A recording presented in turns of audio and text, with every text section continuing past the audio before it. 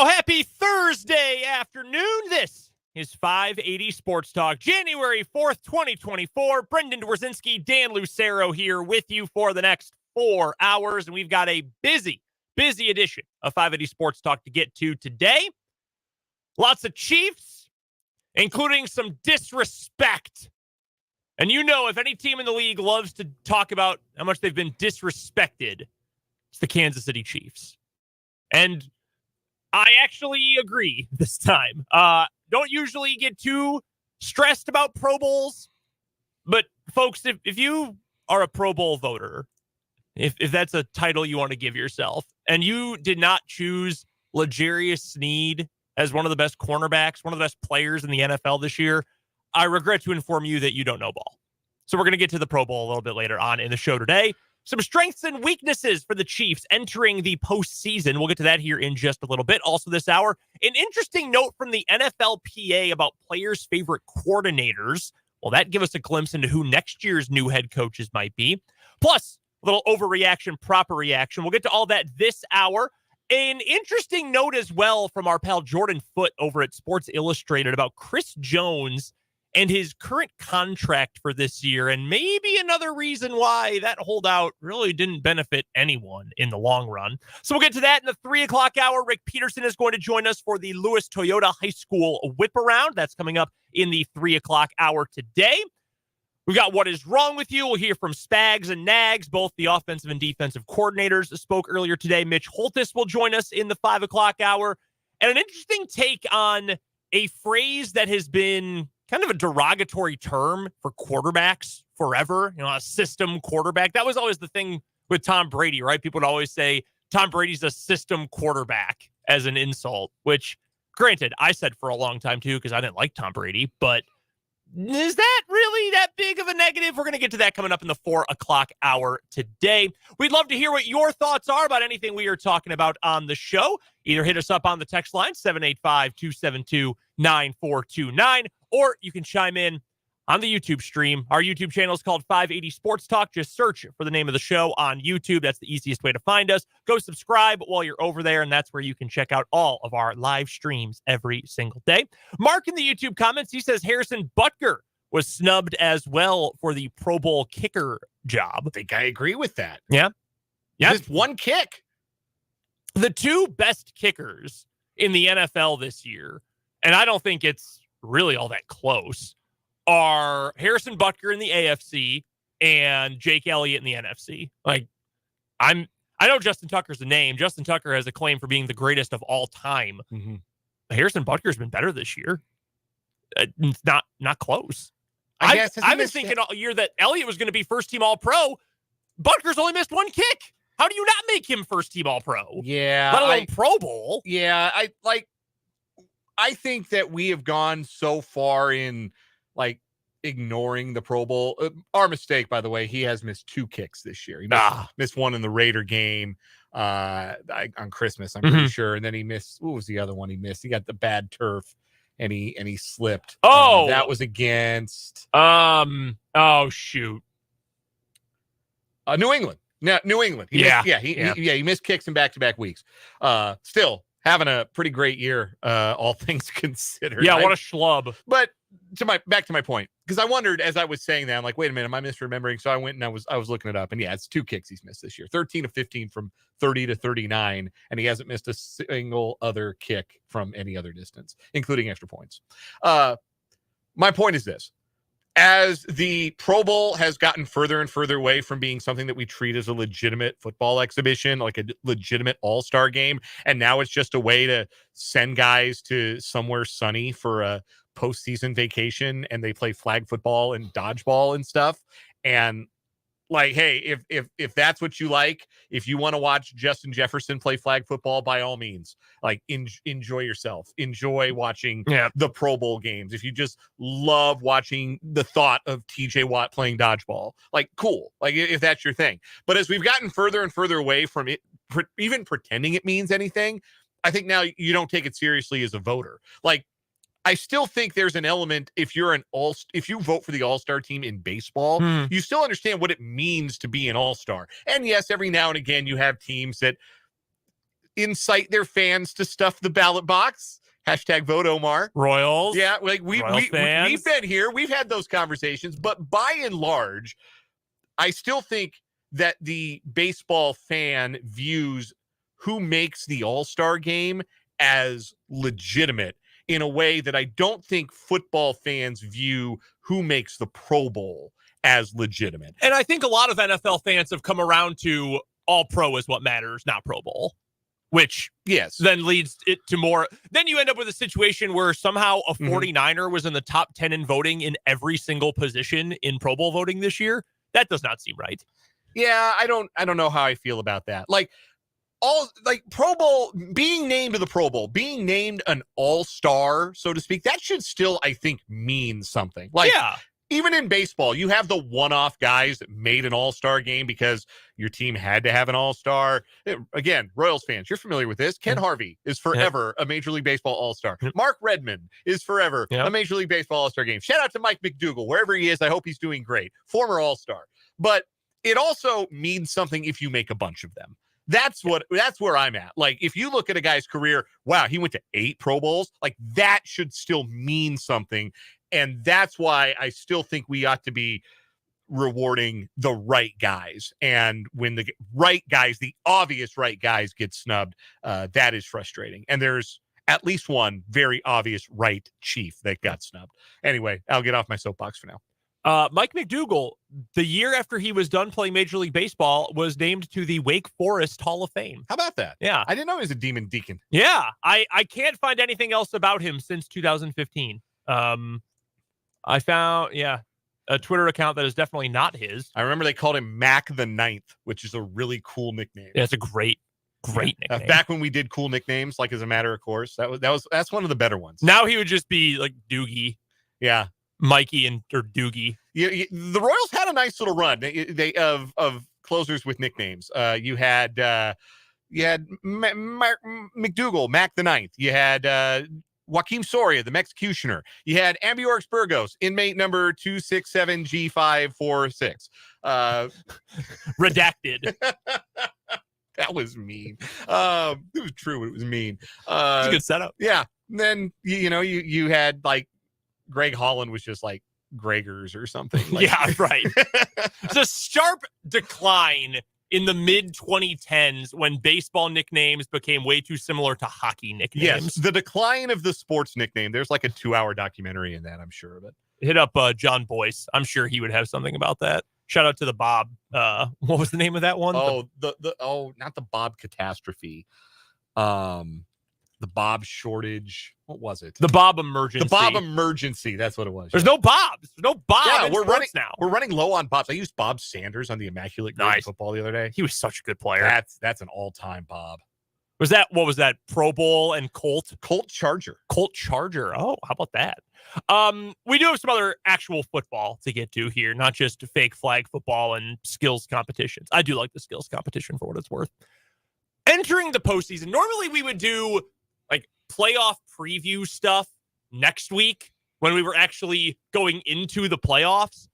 But no matter what Andy Reid told us yesterday, they're punting on this week. If you are sitting Patrick Mahomes for a non-injury reason and choosing to play Blaine Gabbert instead, you're punting on the week. This is a preseason game. It is. For all intents and purposes. Yeah, it is a Kadarius Toney, can you prove that you can catch 50% of the balls thrown to you kind of game? Like, can anyone do anything that might get you actually the best comparison for making this like a preseason game is maybe someone who's on the bottom of the roster is fighting to be a game day activation as opposed to being inactive for a playoff game. Like, this is your 46th man or 47th man on the roster kind of battle in this game to see if anyone can earn something like that. That's something Blaine Gabbert talked about a little bit yesterday. So as we prepare for the playoffs, and this really is just preparation week, get through it healthy, get into the wild card round, figure out who you're going to play in the 3 versus 6 matchup. What are the biggest strengths and what are the biggest weaknesses for this Chiefs team going into the playoffs? And I think while there are plenty of things you can point to for strengths, both tangible and intangible, that I think is the more difficult area to point to like a number 1 topic or a clear number 2 topic. These are the 2 biggest assets the Chiefs have. as a team, as a collective, versus the weaknesses, no one can catch the ball and they turn the ball over too much. Like, big picture, those are the big weaknesses. So on the positive side of this, what is the one or maybe the number two, the top two things that you say the Chiefs have a great chance to make it back to the Super Bowl? They're still a Super Bowl contender. They can beat anyone because of X and Y. What are the variables there? Well, number one, they're really good against the pass. Mm-hmm. I think you have to start there. In a pass-first league, the Chiefs have excelled against the pass. And the biggest reason that they've excelled against the pass is that they have a true shutdown corner in L'Jarius Sneed, playing like a prime version of Darrelle Revis or Richard Sherman in terms of that number one wide receiver you've got is a cipher, is a non-factor against our guy. How many of those are in the league right this second? How many guys in this league are following the number one receiver around and putting clamps on them for 60 minutes? You used to know there used to be a big list of these guys. Mm-hmm. And you knew who they were, and you knew, going into, like, if you played the Seahawks, that was it for, he didn't follow receivers necessarily, but like that whole side of the field, yep. The right-hand side of the field was done. Your quarterback isn't going to throw to that side of the field. Your quarterback wasn't throwing at Revis. Your quarterback wasn't throwing at like prime Patrick Peterson. It's just, you're not throwing at this guy. There aren't a ton of those guys in the league right now, and the Chiefs have one of them, and that is a major X factor when you go to the postseason and you look at teams with number one receivers like Amari Cooper for Cleveland, or Stephon Diggs for Buffalo, or Tyreek Hill for Miami. You've got a neutralizing factor in the defensive backfield in L'Jarius Sneed that I think is maybe the Chiefs' biggest defensive edge, because everything else that Steve Spagnuolo can do, everything else the Chiefs can do defensively stems from, we can play man at the back and be good. Not every team can do that. Nope. And I don't think there are any teams that play it as well as the Chiefs play it right now. It's interesting because those established cornerbacks, you don't have, a prime Revis, a prime Sherman, because the guys who I think of in that role are really young. Like, L'Jarius Sneed is only in year 4, and he's kind of the elder statesman of a group that I think Gardner has taken a little bit of a step back from last season in New York, because teams are approaching throwing at him differently because he was so good as a rookie. But I think of Sauce Gardner in that camp, certainly on that trajectory. I think Patrick Surtain is in that same neighborhood as well. Those are young guys. Those are guys in their, guys first, second, third year in the league. We thought Reek Woolen in Seattle might be like that. You had some choice words about him earlier in the week. I think he's still a fine cover guy. He just doesn't want to tackle anybody. Yeah, but the guys who are, complete elite number one, I don't think Jalen Ramsey is quite that guy anymore. And he's been banged up a bit. Yeah. He's still kind of the gold standard for this era. Trey White's hurt for Buffalo. He's pretty high on that list, although I never thought of him as a guy, you've got to avoid Trey White. Just, he's really good. Yeah, no, exactly. But there's a difference. Yeah, there's a difference between this is a good cornerback and, wow, our number one wide receiver had 2 catches for 14 yards. Entering this year, I would have given you Jair Alexander, but he's been hurt a lot, and he hasn't been good this year. And that's the thing about cornerbacks, too, is it falls off a cliff. So the fact that, eventually, once it comes, because for every position, running back, everyone drops off a cliff at some point. But for running backs and cornerbacks specifically, when it goes, it goes. Look at Austin Eckler and Dalvin Cook as 2 examples on offense. And then cornerback, there's tons of examples over time. Look at Nnamdi Asomugha. He goes into a bad scheme for 1 year, and we haven't heard from him since. So that element for the Chiefs, the fact that they're good against the pass, I would also factor in for my number one, they can get after the quarterback. And it might not be with the same level of talent as, a Pittsburgh who's going to throw TJ Watt, and inside they've got Cam Hayward, assuming he stays healthy. You've got top tier Hall of Fame caliber players, but Chris Jones, even in a bit of a down year, is still really freaking good. You've gotten a lot of production out of Charles Omenihu, getting pressures on the quarterback since he returned from injury. George Karlaftis continues on this trajectory where we thought he would be, where we thought he could keep improving. He has done that over the course of this season. You've got good blitzing linebackers. You've got a defensive coordinator who is as good at sending the right pressure at the right time in Steve Spagnuolo, and guys who are good at it. L'Jarius Sneed, along with being incredible in coverage. The thing he made his name with when he first broke into the league was blitzing. It was getting after the quarterback from the second level. So having different scheme things and personnel things that can attack opposing quarterbacks, that right there is at the very top of the list for me. The other one, offensively, and it almost sounds like a cop-out answer because this hasn't been a truly great year for Patrick Mahomes. How many teams have quarterbacks who have postseason experience to the level that Patrick Mahomes does? Going into the AFC playoffs, it's one other quarterback who's won a Super Bowl. And you know who that quarterback is? Joe Flacco. Yeah. But he's the only other one, right? I mean, nobody else on that list of guys who are either in or could make it in had, like, Josh Allen's played in a conference championship game. But, yeah, Mr. January. Yeah, but that's it. Like, yeah, that's it. He's the only other quarterback to even advance that far. And even when you go over to the NFC, obviously Hurts went to the Super Bowl last year, but, you know, Purdy played in like 3 snaps of a conference championship game. Prescott's never made a deep playoff run. I guess Goff went to a Super Bowl. You forget that happened. Yeah, that did happen. But I think there's a little bit of a difference between Jared Goff playing in a Super Bowl and Patrick Mahomes playing in his too. Yeah. And like difference in degrees there. So the point stands, particularly in the AFC playoffs, that Mahomes has a level of playoff experience that you can't just give that to somebody. That has to be earned. Mm-hmm. That has to be attained. And Mahomes having it is an advantage. Because as we talked about yesterday, sometimes with a team like Indianapolis, which has a new head coach and a lot of new faces and an inexperienced playoff quarterback in Gardner Minshew, or it could have been Anthony Richardson before he got hurt, or with the Texans, new head coach, crazy young roster, rookie quarterback, they're dangerous because they don't know what they don't know, and they're not scared of a playoff environment. The same thing can be said in the other direction, though. The Chiefs have been there. They've been through those battles because you do have to win differently in the playoffs than you do in the regular season. As for the weaknesses on the flip side, of the 2 biggest ones, you can't catch and you turn the ball over too much. Which is the bigger one in the postseason?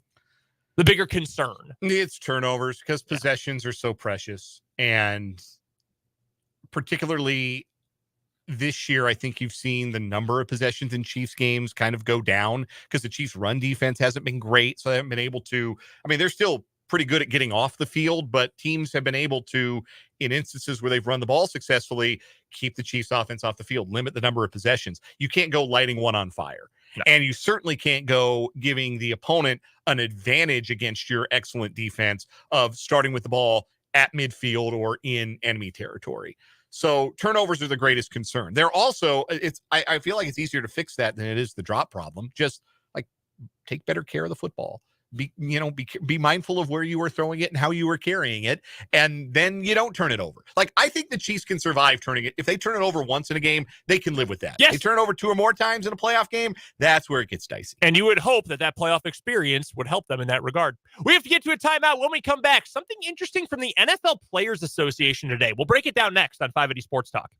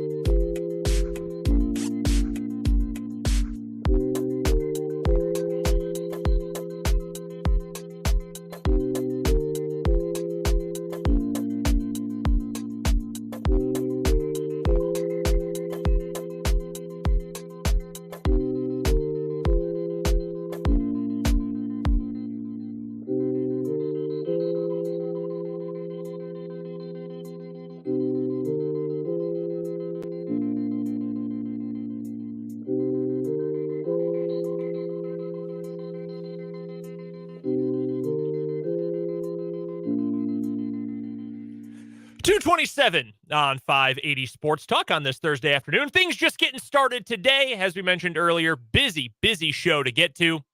Mitch Holthus going to join us coming up in the 5 o'clock hour. Gorillas playing in the background right now.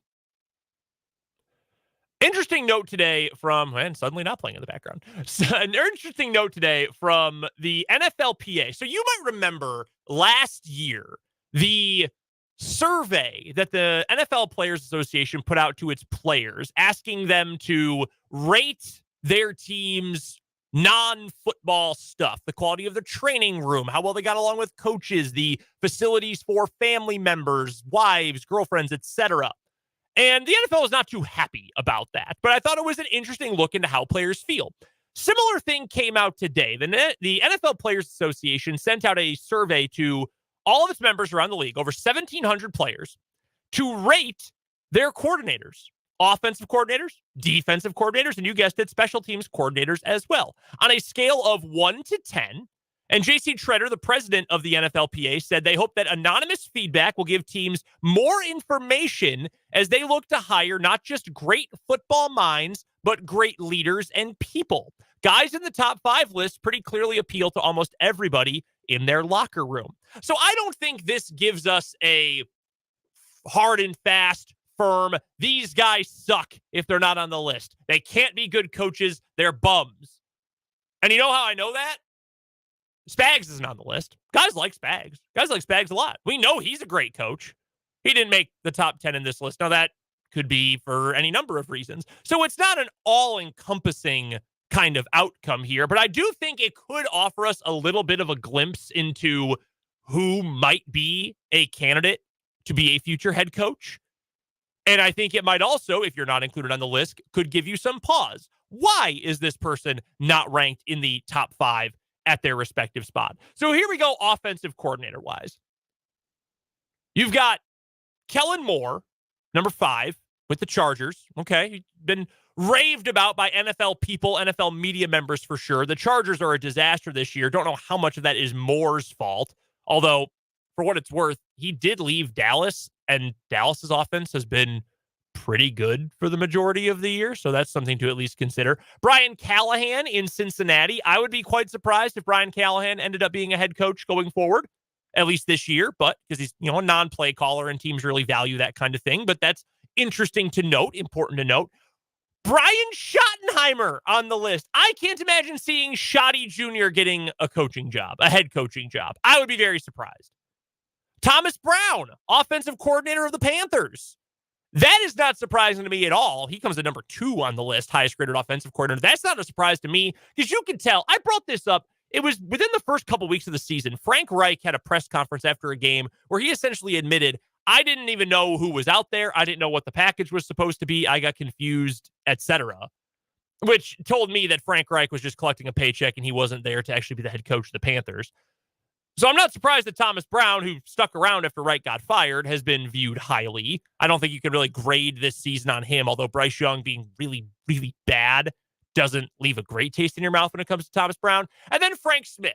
If you know who Frank Smith is, then you are more in touch with the coaching staffs around the NFL than about 90+% of NFL fans. That's the offensive coordinator of the Miami Dolphins. Again, interesting to note that players seem to enjoy playing for him. And also, you look at what Miami has done offensively, and all the credit usually ends up with Mike McDaniel, which backs up my point that most people around the NFL, fans I'm speaking of, and even plenty of media members, have no idea who Frank Smith is.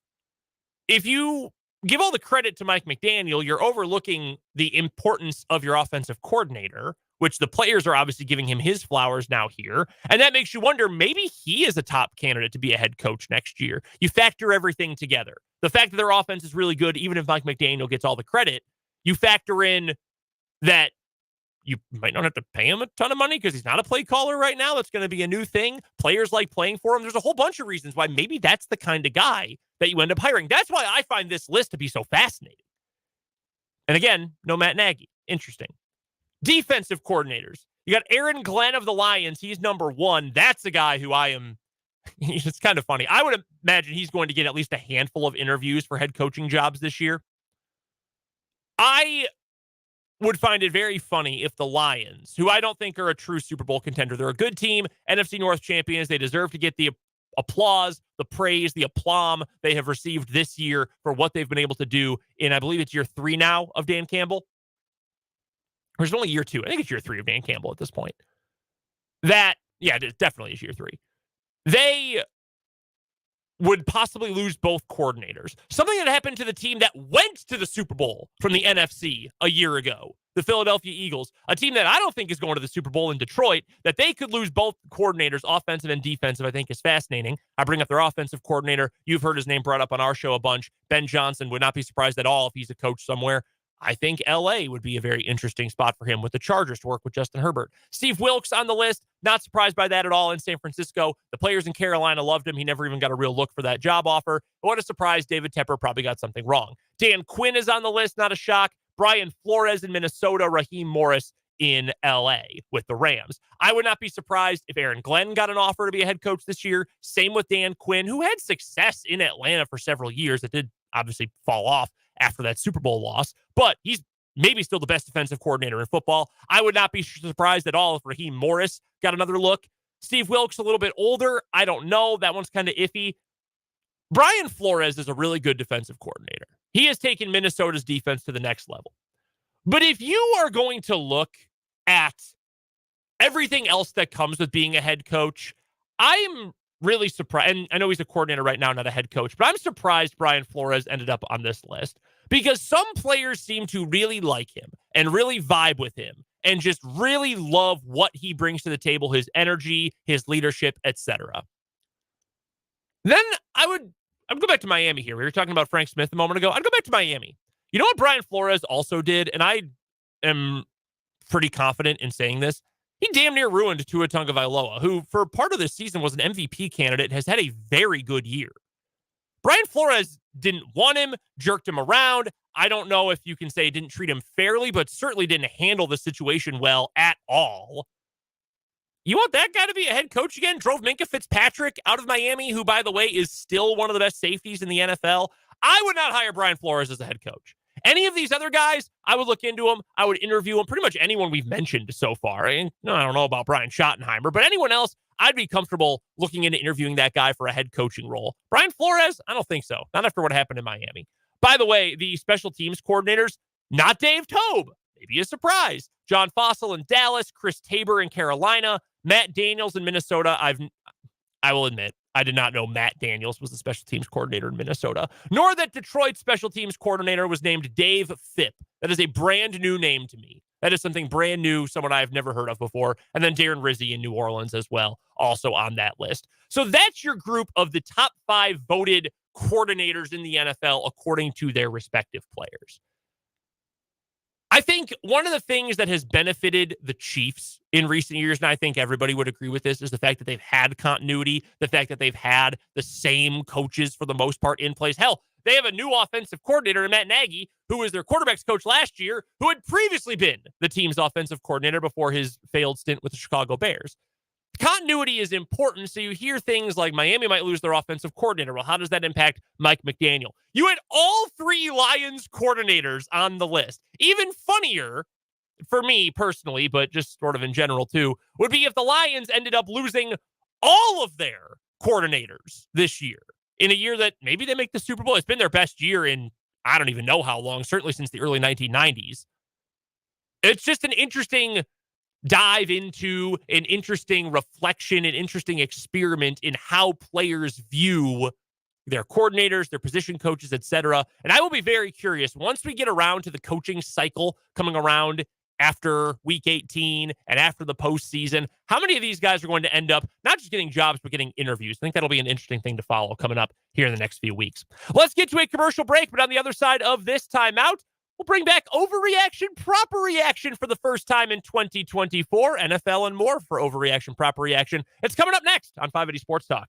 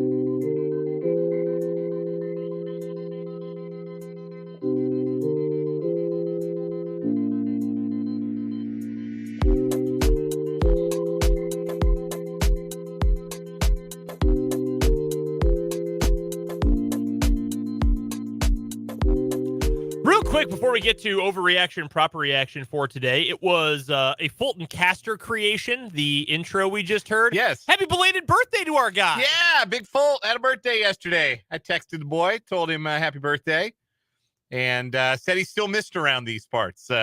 When we played his tribute to Jake on our farewell show, somebody texted the program and said, "Is that Fulton? Is he coming back?" Oh. Somebody was really excited to hear from him. So, yes, happy belated to our pal Fulton Caster. 28 full. Is that right? Yeah. Dangerously close. Not as dangerously close to 30 as I am, but getting close to it. You youngsters, appreciate your 20s while you still have them. All right, let's get to overreaction, proper reaction for today.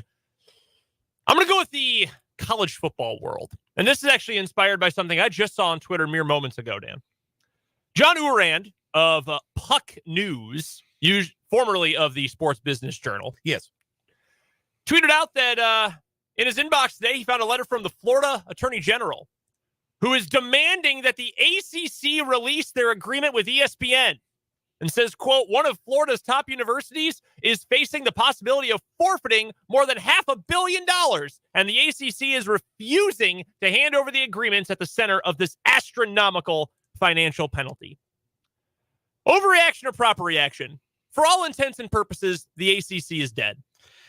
That is not an overreaction. I think that's like the direction we are moving is like college football super league. I don't know. They're going to call it something different than that, but I keep explaining this, and I know I've explained it this way over the air, and I've explained it this way to anybody I've talked to off the air too, is that for close to 100 years, nobody was in charge of college football. Mm-hmm. And now we have somebody in charge of college football. We have two somebodies in charge of college football. Eric Shanks at Fox, and Jimmy Pitaro at ESPN. Those two gentlemen are in charge of college football now.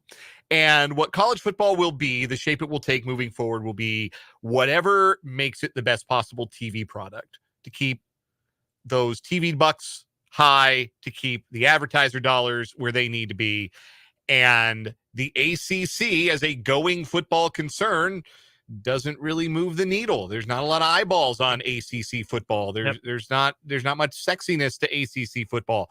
Kind of like the Pac-12 in that there are obviously good programs, historically great ones even, but too much chaff and too much regional appeal that like doesn't really grab you in the way that like a mid-tier SEC game is going to grab you faster than like Virginia playing Boston College. That's just a fact. Or even these days, like Miami playing Virginia Tech is not going to move the needle nationally. So these big brands that do move the needle, your Florida States and probably your Miamis, and I would say North Carolina is going to want a piece of this action. Clemson, certainly, with the most success recently of any ACC program. They're going to want a piece of the really big pie that's forming in the Power 2 of the SEC and the Big Ten. And eventually that's going to happen for them. And beyond that, I don't know what shape the ACC takes. Maybe it's overreaction to call it dead. But if you say as we know it is dead, that is not an overreaction, because the ACC will either, if it doesn't cease to exist, it will look very different. And honestly, we knew this at the time. We brought it up at the time, but it's even more evident now. Adding Cal and Stanford, and especially SMU, to the mix was such a blatant attempt by the ACC and its board of governors to say, we think we're probably going to lose at least one school, maybe two. It might even be three. We got to add whoever we can add right now, even if we have to cross the entirety of the continent to go and play them for Wednesday night women's volleyball. Like we just have to do this. Sorry, Sunday afternoon men's soccer, you got to go to Palo Alto. Like, that's just the way it's got to be. And I don't know how it survives in its current form. Even if just Florida State is leading this charge and bringing lawyers out and, their attorney general is getting involved in the state of Florida and all that, I'm sure Clemson will follow. North Carolina is probably going to end up following. And if North Carolina gets involved, Duke is going to say, well, hold on now. You can't have North Carolina without Duke. You can't leave the Brotherhood out. Think of all the recruits who have come here just for free to play for the Brotherhood. Hey, that Peacock Big Ten basketball package looks a lot more appealing if it's got Duke and North Carolina, doesn't it? Well, for sure. And that, you mentioned Peacock, and that brings me to an interesting point here. There is a part of me that absolutely wants to get to the college football Super League thing, because just get them out of the way. I don't want to think about the SEC and the Big Ten anymore. Just move on. And then you can kind of go back to, well, whoever's left, you can go back to like truly regional games, and a lot of the Big 12 will stay together, but you can kind of resurrect part of the Pac-12 even. Like it'll work out in and of itself eventually if that were to happen. The two downsides, one, I would worry that eventually leads to the death as we know it of the NCAA tournament in basketball. Mm-hmm. And also, Big 12 fans, you probably hate having 2 football games a year on ESPN Plus, maybe one. I think it's one guaranteed. Some teams have 2 sometimes. I don't know if that's league games or total, because might be total. I think everyone has to have one. And then there were some league games that also ended up there. Because didn't K-State play a Big 12 game on the Plus this year? They did. I'm trying to remember which one it was. Was it Houston? I think it might have been Houston. Was it Houston? I think it was a red team. I'm gonna probably go back and check the schedule for it. And then their opener was an ESPN Plus game too when they played. Right. South Dakota. SEMO, that's who it was. Again, another red school. If it gets to that point, another big worry for consumption is every Big 12 game is going to be on ESPN Plus. Like your Big 12 game of the week, like there's going to be one on Fox, there's going to be one on ESPN, and then everything else is going to be stream only, which on one hand, you don't worry about those big schools that don't care about you anymore. On the other hand, you're not going to be on cable a whole lot. That would be my other big concern. But then again, if you're a Big 12 team fan, you're so used to it at this point, maybe that doesn't even faze you anymore. And at some point in the not too distant future, I feel like ESPN is probably going to offer all of its programming over the top. So you might, rather than pay a cable fee or a satellite fee, if you're a sports fan and you just want ESPN's programming, you might just be able to break off ESPN, your 15, 20 a month, whatever it is, and then just get everything there. Bradley in the YouTube comments, he says, death of the NCAA is around the corner. We have said it many, many, many, many times over the years. Recently, long time ago, before we were here on these airwaves, the NCAA could have fixed a lot of these problems 10, 20, 30, 40, 50, 100 years ago. Mm-hmm. Every opportunity for a century to figure at least some of these possibly fatal issues out. And you know what they did? Nothing.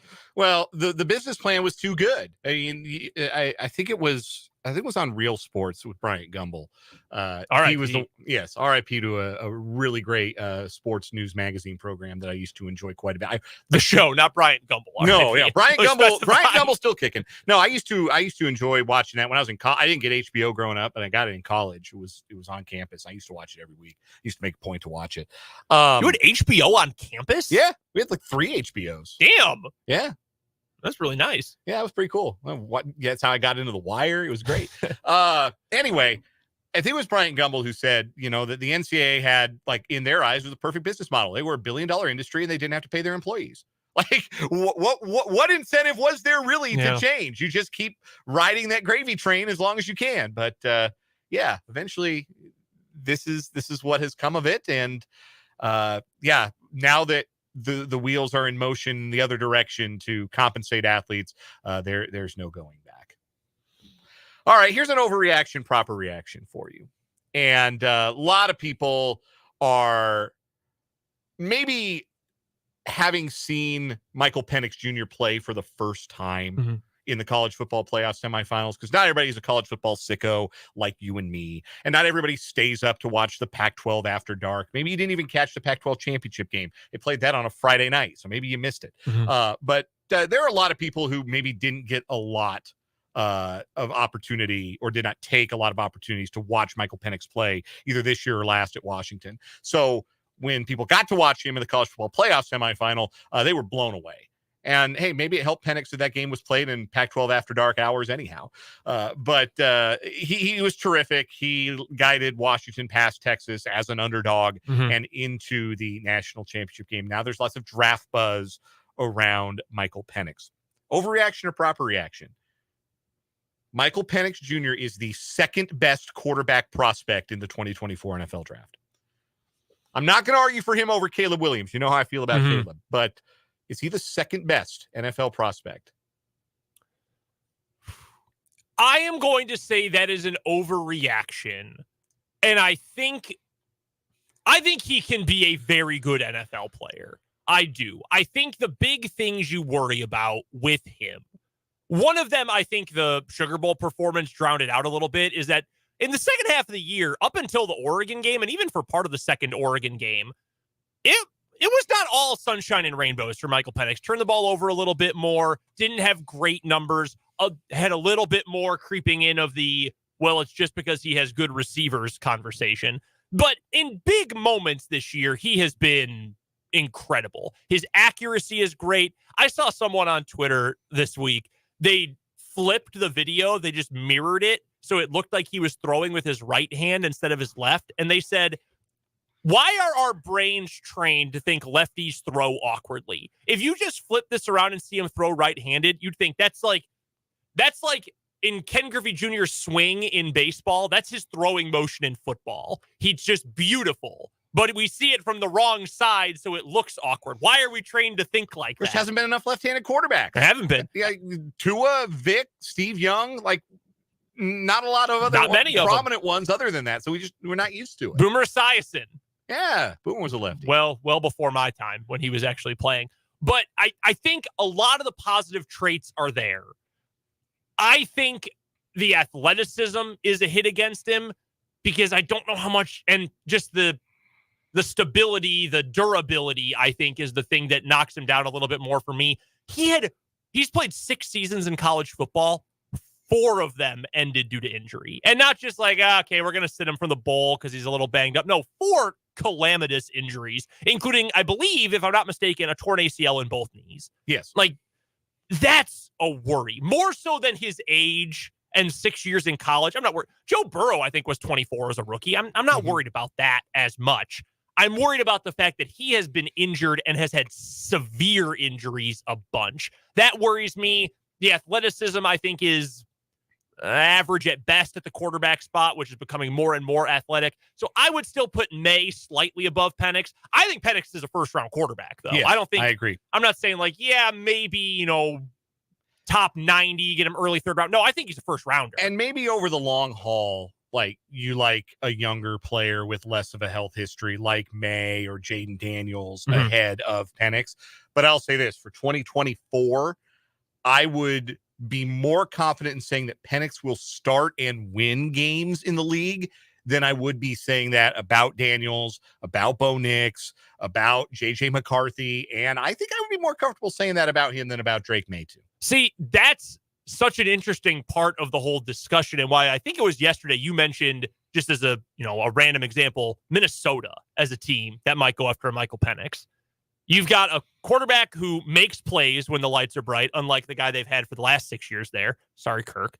You've got great accuracy, a guy who can step in and probably isn't going to need a ton of time to develop, because Kevin O'Connell's offensive system is considered to be at least fairly quarterback friendly. He comes from the McVay-Shanahan tree. That would be a great fit for a team like that. Maybe more so than a Drake May, because maybe that will take a little bit more time, whereas maybe you're getting the guy who is a bit more ready-made. That's the benefit of having a guy come in who's older, like a Joe Burrow. When he was drafted number 1 overall by Cincinnati, had the best quarterback season in college football history that prior fall, but additionally, you didn't have to wait forever for him to be pro-ready, to be physically ready, to have the knowledge of how to make things work. I think Penix is pretty well adept and would be able to come in right away and be an impact player. So honestly, if you're a team that could use an upgrade at quarterback and you're drafting somewhere like 10 to 20, I would absolutely draft Penix 100%. Yeah, I wouldn't shy away. Like, I think it could be advantageous if you're drafting in that middle part of the draft to have somebody with some years and some experience under his belt. I'll give you a team real quick. I don't know where their draft position will end up, and they got to figure things out with their current quarterback because he's owed a lot of money.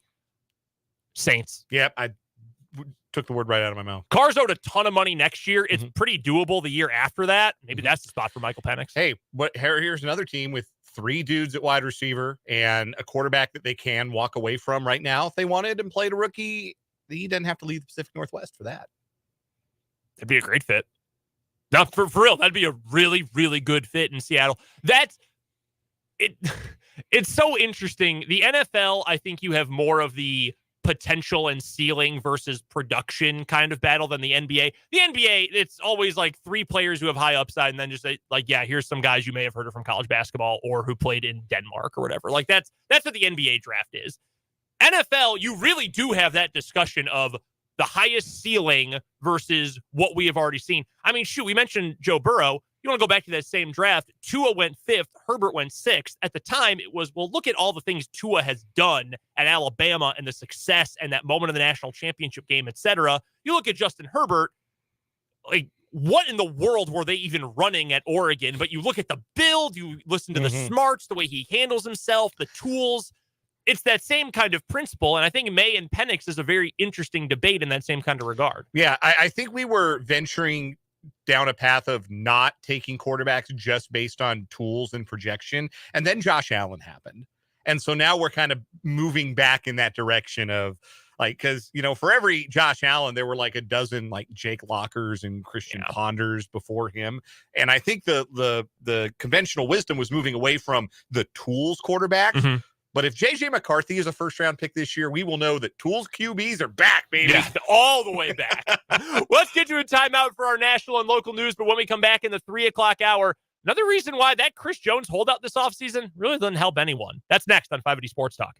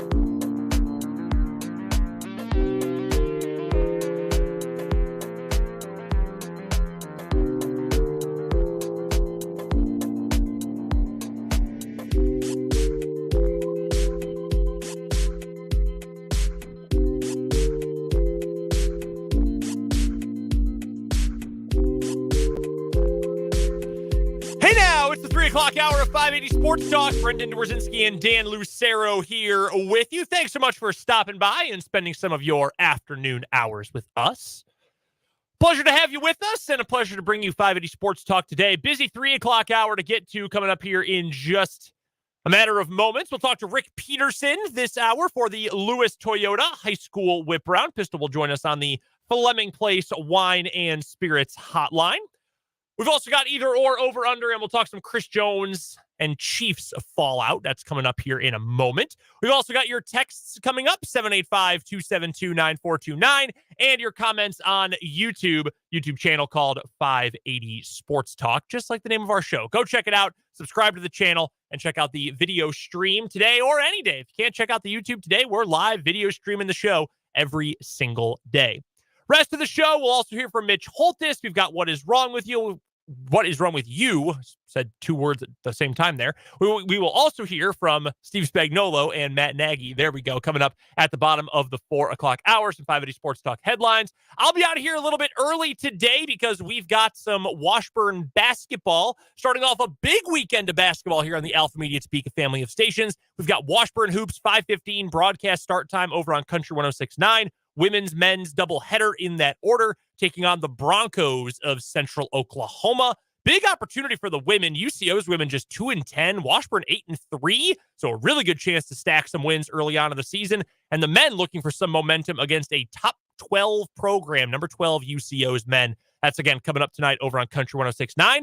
Dan will be on the call for some high school hoops coming up tomorrow. We got a big one in the city coming up tomorrow, in fact. Yeah, Centennial League action, Washburn Rural and Hayden, one of my favorite rivalries in the city.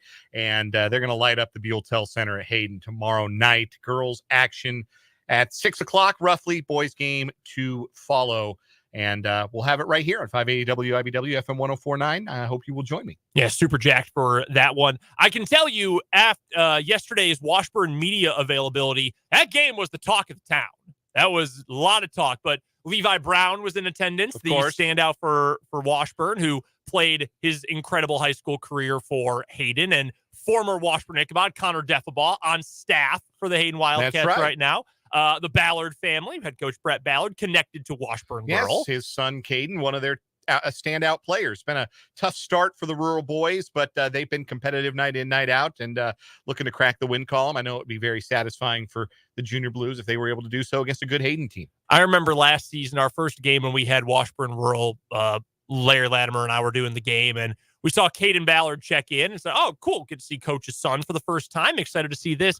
He's diving on the floor, scrapping for balls, making the extra pass on offense. We thought, I don't think I've ever seen a more coach's kid basketball player than watching Caden play basketball. Coach's kids are coach's kids are coach's kids. You can almost pick them out. You don't even need to.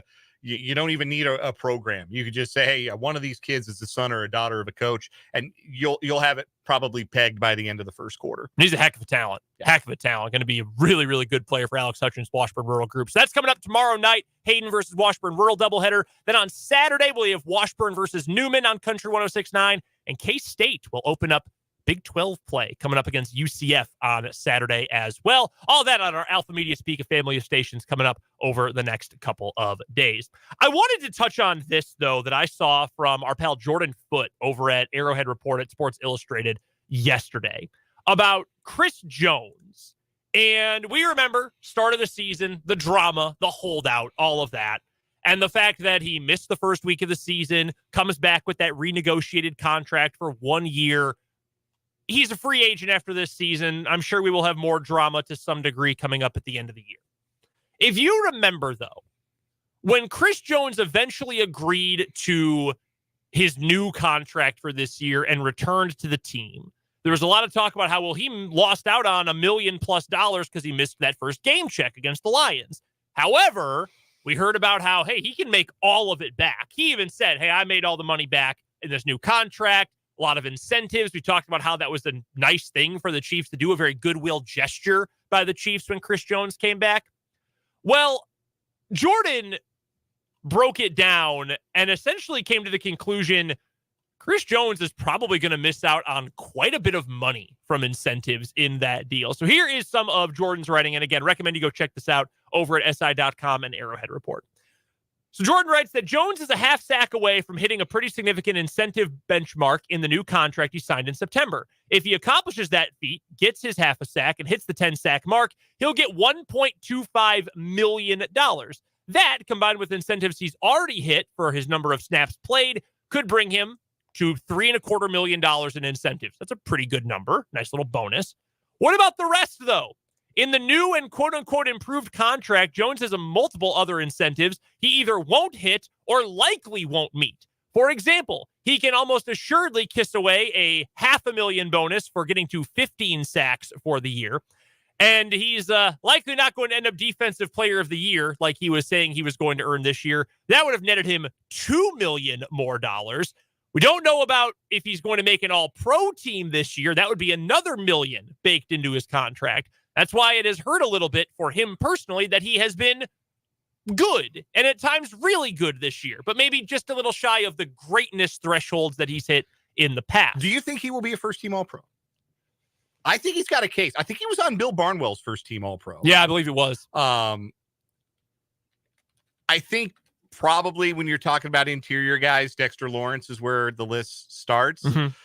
And then I guess it's Jones or Quinnen Williams, maybe? Is that the debate? Yeah, Quinnen Williams has had a really good year. Chris Jones has to be up there. It's a great question because it feels like this year there hasn't been, Aaron Donald is on the decline. He's still really, really good, but I'm not putting Aaron Donald first team All-Pro. I don't think he's a first team All-Pro this year. Do you know how many sacks Aaron Donald has? I don't think it's a big number. 8. Huh. Which is bigger than I would have guessed. I would have guessed like 5 or 6. He's been as quiet as he has ever been. Like the national attention on him is non-existent at this point. The Rams are 9-7. Has anybody watched them play this year? And I don't say that as a knock. Like it sounds like I'm being dismissive. Like obviously they've had a terrific year, and Sean McVay and Matthew Stafford deserve a ton of praise for how this season has turned out. But like, when were they on TV? No, for real. Like they went into the year with a lot of this team's going to tank. They're not going to be any good. Yeah. Stafford's cooked. And hey, I said Stafford was cooked, and he has come out and truly wowed me. But you're right. Like they're not a team. And this is so funny about now having 2 teams in Los Angeles. Who like knows anything in depth about the Rams who doesn't cover the Rams? There's not a lot of it. Should we interrupt with some breaking news? Yeah, we can do that. We got the K-State news we've been expecting here for a couple of days. Yeah, Matt Wells, your new offensive coordinator, co-offensive coordinator, quarterbacks coach, and associate head coach for K-State football. And if you guessed that means the other co-offensive coordinator is Connor Riley, you guessed correctly. He is being promoted. So that will be the structure of things for the offensive coaching staff for Kansas State moving forward. I do have a question, though. So K-State just released their graphics here on Twitter, and I'm opening the link right now. At least in the graphics they posted, they have Connor Riley listed as offensive coordinator and offensive line. They specifically have Matt Wells as co-offensive coordinator. Does that mean something? Does that mean Connor Riley's your play caller? What? I mean, I don't know. Does that mean anything meaningful? I would imagine, and we talked about this with Fitz yesterday, Tim Fitzgerald on our Wildcat wrap-up. Connor Riley probably wants to stay on the field as a coach, and wants to maintain the ability to be hands-on with the offensive line, especially replacing as many guys as they might have to next year and blooding in some young talent on that O-line. I think that Riley might be the on-the-field conduit for play calling. Could be. And Wells is your guy in the booth. The K-State does specify Riley has been promoted to offensive coordinator, while Wells has been hired as co-offensive coordinator. That's interesting. I mean, good for Connor Riley. I think he earned it. He's one of the best offensive line coaches in the country, and giving him a job title promotion like we talked about yesterday, obviously a big deal for him. Interesting. Yeah, not really a surprise they ended up hiring Matt Wells. That seemed like a done deal when Go PowerCat reported that earlier in the week, but definitely significant there. All right, back to Chris Jones. Sorry for the interruption. Wanted to get to the breaking news. We'll get to that more probably in headlines coming up a little bit later on today. But additionally, the other things that Chris Jones has lost, we've already gone through some of it. The estimation for what he lost while holding out from training camp, anywhere from $3.6 to $3.9 million. $3.5 to $4 million roughly is a lot of money to lose in fines during training camp. He also missed out on a workout bonus, didn't attend mandatory minicamp, which cost him nearly $100,000. That's a lot of money to have lost, and to then have a couple other $1 million in incentives you might not hit, that suddenly goes from, wow, total value of this contract ended up being a good deal for Jones, to suddenly, dang, it is more favorable to the Kansas City Chiefs because Jones isn't going to hit most of these numbers, which is, I mean, in the long run, I'm not really pressed about the Chiefs' income and revenue. Like, they're going to be fine. I don't need to look at their, gross revenue for 2023. But I do think it is interesting that now we have hit a spot where we talked about it earlier in the week, that the Chris Jones drawn out saga, not the fact that he held out in general, but the fact that it was so drawn out and kind of confusing for so long, may have hampered the Chiefs' ability to earmark some of that available cap space to use on a veteran wide receiver as a free agent, or maybe another position. Now you get the layout here, and appreciate Jordan Foote putting this together, that Jones is in all likelihood not going to come close to hitting the maximum value of this incentive-heavy contract. I think it's pretty safe to say at this point, this did not really benefit anyone.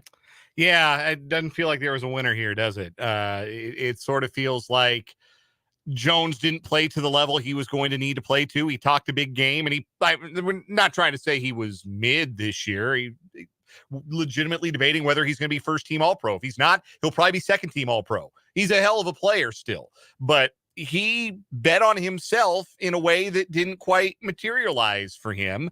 And as we talked about yesterday, when we were discussing why the Chiefs didn't make a stronger play for a wide receiver in free agency or via trade during this past offseason, so much of it was tied up. So much of their attention, so much of their theoretical cap spending was tied up in getting something done with Chris Jones. So yeah, it's easy to kind of look at this and say there weren't any winners here. Like, Chris Jones doesn't come out financially ahead. Mm-hmm. The Chiefs maybe missed an opportunity to upgrade their team elsewhere while they were waiting for this to get done. And now Jones is going to enter an offseason with more uncertainty. Like, he goes into next offseason, do the Chiefs want him back? What kind of money is he going to make on the free market? Because if you were hitting the market on the season like last year, he would have gotten his $30 million. Yep. I don't know if you can ask for $30 million off of a 10-sack season the way you can off of a 15-sack season. Especially at 30. Yeah. And I think that is a very worthwhile topic to bring up. And honestly, I also think that's probably one of the biggest reasons why the Chiefs might want to move on. And maybe they try to bring him back. He's been a core piece. I understand that. He's got a bunch of friends on the team. I understand all of those things. But using the information and the inferences we've made in the last couple of shows about what this has done to hurt Chris Jones, but also what it did maybe to hamper the Chiefs' efforts to improve their roster during training camp, during the offseason, during the mini camp portion of the offseason. Maybe the Chiefs approach this by saying, we don't want to deal with this uncertainty again, because we know we're going into this offseason, whatever happens in the playoffs, we're going into this offseason with a pretty clear group of needs. We've got to make sure that we know left tackle is sorted out. That's probably Wanye Morris, and he's been fine as a rookie who got thrust unexpectedly into a starting job over the last couple of weeks. You probably have that figured out, but you want to make sure of it. You need to improve the wide receiver room. And if you don't have Chris Jones, you know you need to address defensive tackle. And you're going to need to address it anyway because Derek Nottie is, again, on just a one-year deal. So you're going to have to address all of those spots. Does it make more sense to then go into this offseason, again, regardless how this season ends, saying, we need to approach this as directly as we can, in as straightforward of a way as we can, and avoid having another long drawn-out situation, or having a situation that takes us deep into the offseason, or not knowing what one of our key players wants to do, what he plans to do, if we're going to have that guy available. And if I was in that position as Brett Veach, as someone in this front office, I think that's the way I'd be trending here. The indecision, the difficulties, the agent stuff, I think with the benefit of hindsight, which as we know is always 2020, I think that probably was more of a negative, given all of this information, all of these examples, probably more of a negative to this team than it was a positive, and that's for the individual and for the group. Even if Chris Jones has still been good throughout this season, and this is still a division winner, still a playoff team, and all of those things, I think I'd want to go into next offseason, though, thinking, I don't want to deal with this. I don't want to deal with things that are dragged out. I don't want to deal with drama. I want to go into the offseason and think, okay, we know tag and trade. As soon as we put that franchise tag on, we're going to send you to Chicago. We're going to send you to Washington or somewhere else, and we're just going to move on, clean break. Thanks for everything. We'll put you in the Ring of Honor one day. Like, I sort of feel like that's the way I'd want to approach this if I'm the Chiefs, so you don't have to go into another offseason of will he, won't he? Because trust me, I have experienced a lot of off seasons where my favorite team has gone through a lot of will he, won't he? And it's not a fun place to be, especially year after year. Yeah, and I don't think the Chiefs went into this past offseason thinking we were going to do the same song and dance in 2024. I really believe they had a long-term vision that included Chris Jones being a Chief. And that they were unable to come together on that makes next offseason start with that same sort of uncertainty. And you want to address that, I think, as fast as possible so you can move on to addressing other things, whether that's deciding, hey, in the free agent market, maybe we don't want to give Chris Jones $30 million if he's going to demand $30 million. Maybe we'd rather give Justin Madubuike $24 million. Maybe we want to get something in the free agency and maintain an interior pass rush presence. Or maybe we'll trust Charles Omenihu to do that for a year and be our interior pass rush anchor. And instead, we'll give L'Jarius Sneed a big bag and make him one of the highest paid defensive backs in the league. But they're going to have to be decisive because I really do believe in the long run, having the Jones saga hanging over their head this entire offseason tied their hands a little bit. Here's an interesting part of this. And I know I try to avoid getting too much into the contract stuff at this point of the year because there's real football to get to, and so much of this is out of our control. But I wanted to look up where the Chiefs rank in terms of available cap space for next year when you're talking about what's going to happen with Chris Jones. Chiefs are 17th in the league, so right about the middle of the league. $30.3 million available. That's a lot of flexibility. Did you know the Chiefs have the fewest number of players signed for next year of anyone in the league? I did not know that. Only 36 players, tied for last, along with, believe it or not, the Rams. I certainly believe that. That's the fewest in the league. So you're going to have to make that 30 go a long way. And if you've got to add some top end pieces or top-ish end pieces at receiver, maybe at defensive tackle, I would just rather have to know straight up, like right from the beginning, this is what we need to do. This is how we're going to get there. It's done. As opposed to, let's see how it plays out. Because that kind of came back to bite you this year. Yeah.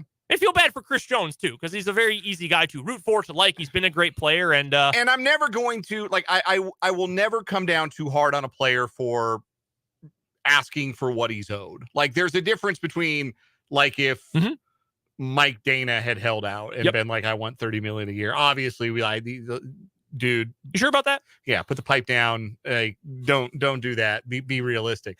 But for Chris Jones, like, I can't be too mad at a guy looking for like one more big score, especially in football when your career is limited. You've only got but so many chances to make the money that the market says you're worth playing that game. I never am going to give a guy too hard a time for going after the money. For Jones, it didn't work out this year that he was able to recoup all of that money he forfeited because he didn't quite get to that level as a player. Still got to a really high level, still helped the Chiefs win a lot of games. Again, going to be an all-pro, probably either first or second team, but he's not going to be defensive player of the year. He didn't get 15 sacks. Like, he fell short of some of those things that he said he was going to do that was going to make that holdout be a little less painful for him. And so he doesn't come out a winner on that end. And then I think he cost the Chiefs as well. And that's disappointing that's the that's the end game here between player and team, because Chris Jones's memories as a Chief should be resoundingly positive ones. But I do wonder if this will leave a bit of a sour taste. Coming up on the other side of this timeout, we've got this week's edition of Either or Over Under. And later on this hour, we have our Lewis Toyota High School Whip Around with Rick Peterson from TopSports.News. It's all coming up here on 580 Sports Talk.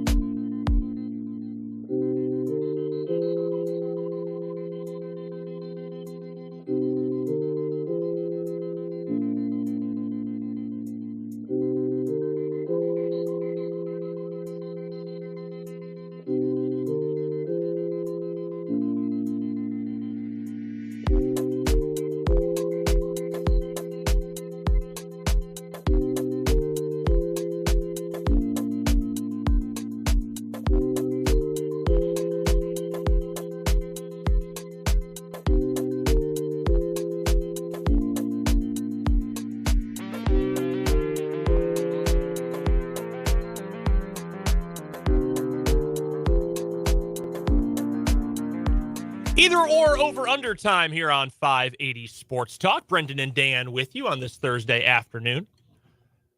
All right, first one for me from the NFL. We are just mere days away, and this is kind of a sick thing to count down to, but we are about 4 days from Black Monday, which is traditionally the first Monday after the last week of the NFL regular season when coaches get axed. We have already had 3 NFL head coaches get fired in season this year, which feels like a lot.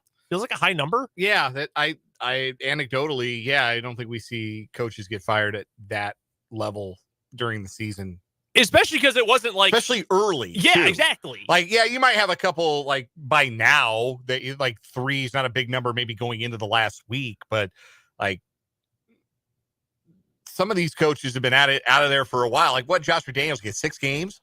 Josh McDaniels was fired on the last day of October. So, yeah, he got 7 or 8. Reich was fired in November, and Staley was able to make it to week 15. But, yeah, I mean, that's pretty early to have multiple head coaches fired. So I'll give you a full number here. Over under 6.5 head coach vacancies this offseason. Over. Wow. Yeah. That was fast. Yeah. I think that... All right, so who else is getting canned? All right. Well, hold on now. Now I'm back. Arthur Smith is out. You have to fire him. Arthur Smith is out in Atlanta. Ron Rivera. Mm-hmm. He's toast. This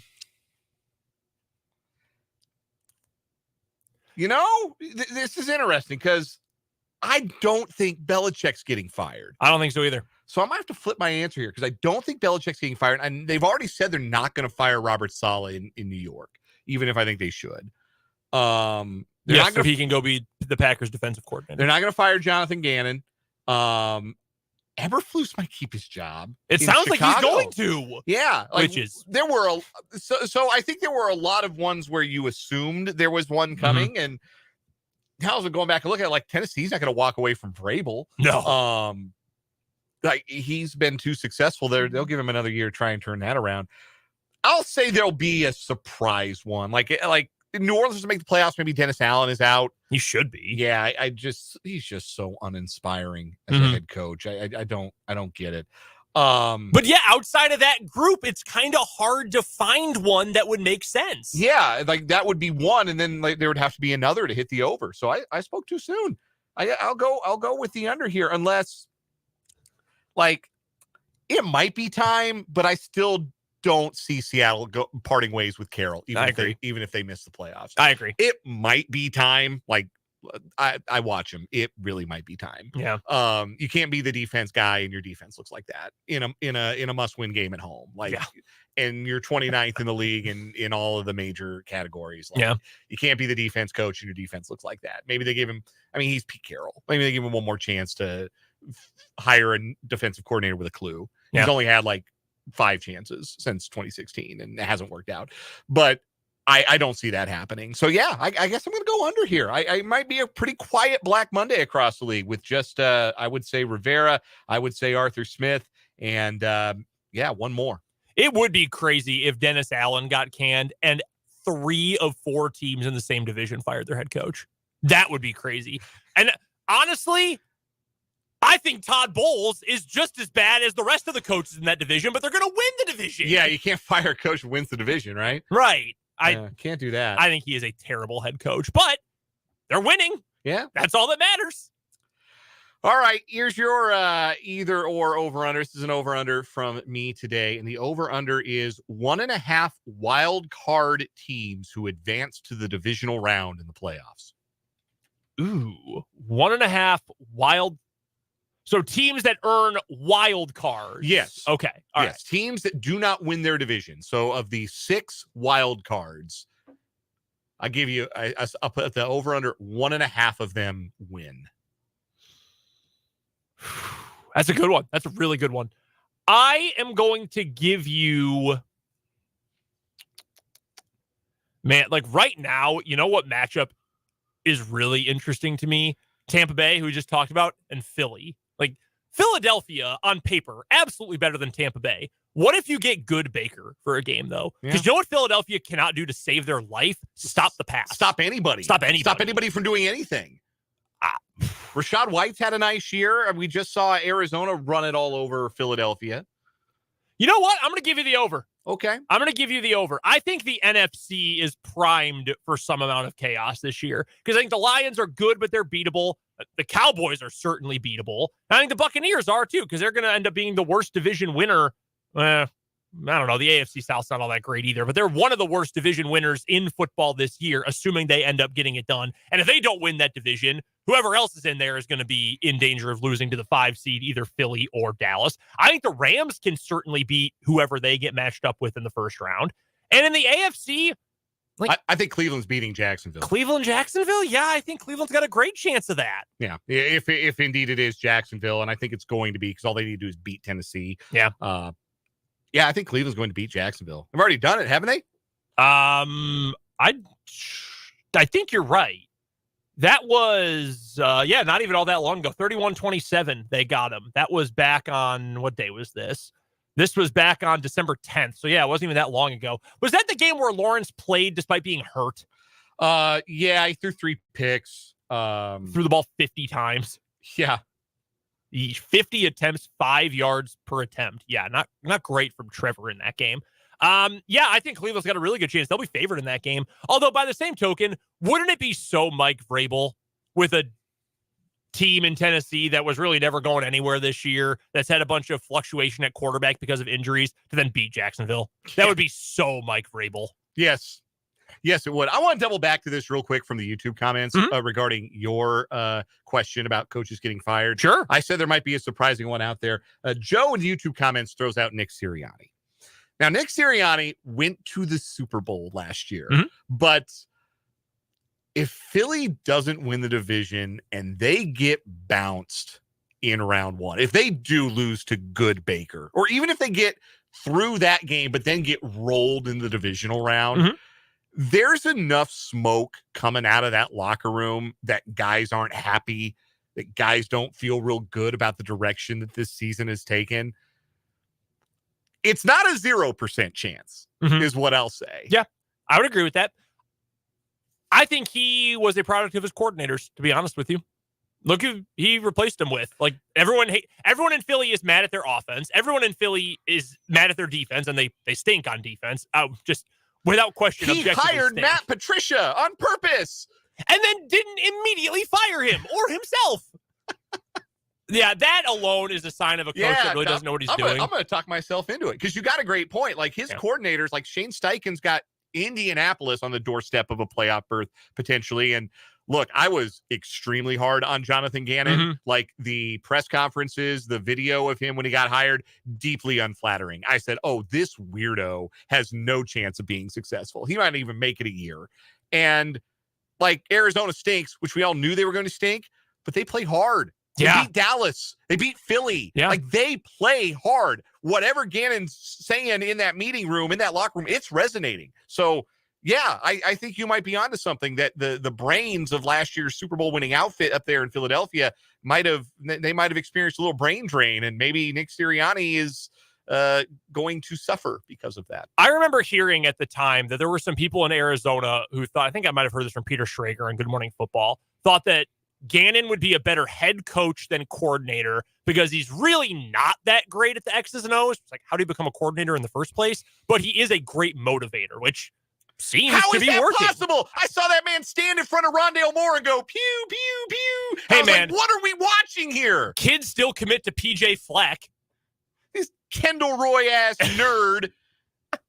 No way he can coach. We have to get to a timeout. Rick Peterson joins us next for the Lewis Toyota High School Whip Round right here on 580 Sports Talk.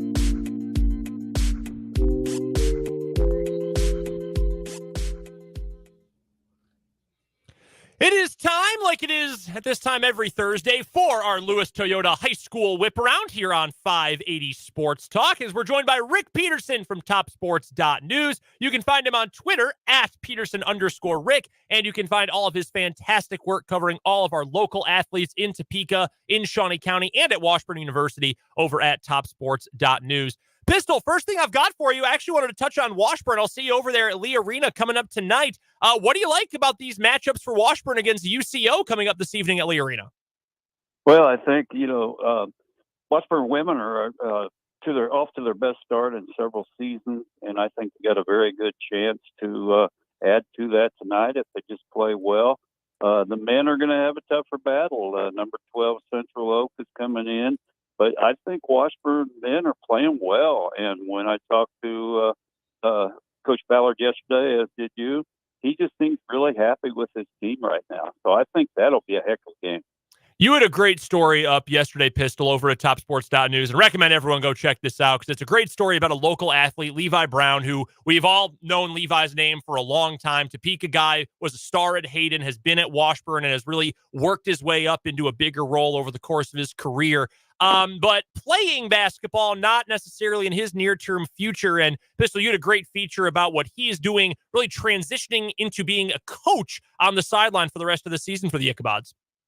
Yeah, and I think, he went through he said minor health scare. I don't know if any health scare is minor, but especially when it's the heart. But he said he's been checked out and he's good and all that. But he just thought it was a good time to make that next step. And I agree with him. I mean, and him and Coach Ballard were on the same page. And Coach Ballard offered him a chance to finish out the year as a volunteer assistant, and I think it's good for both of them. Our guest is the great Rick Peterson of TopSports.News, who joins us weekly at this time for the Lewis Toyota High School Whip Around on 580 Sports Talk. You can find Pistol on Twitter at Peterson_Rick and check out his great work at TopSports.News. Let's pivot from the college hardwood to the high school hardwood. You got a chance to check out last night Hayden taking on Emporia.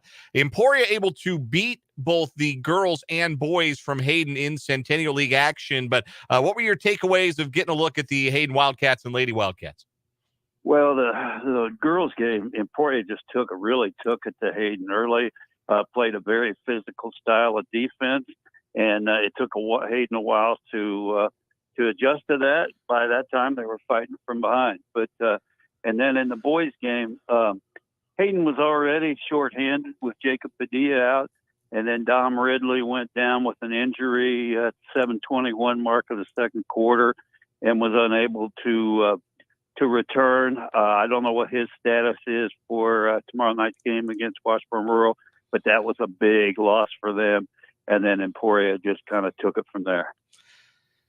You mentioned Hayden playing Washburn Rural. That's our Lewis Toyota High School basketball game of the week tomorrow night here on 580 WIBW. We'll have the broadcast of both the girls game and the boys game tomorrow night, starting with the girls game at approximately 6 o'clock. So let's get a preview of those. We'll start with the girls game.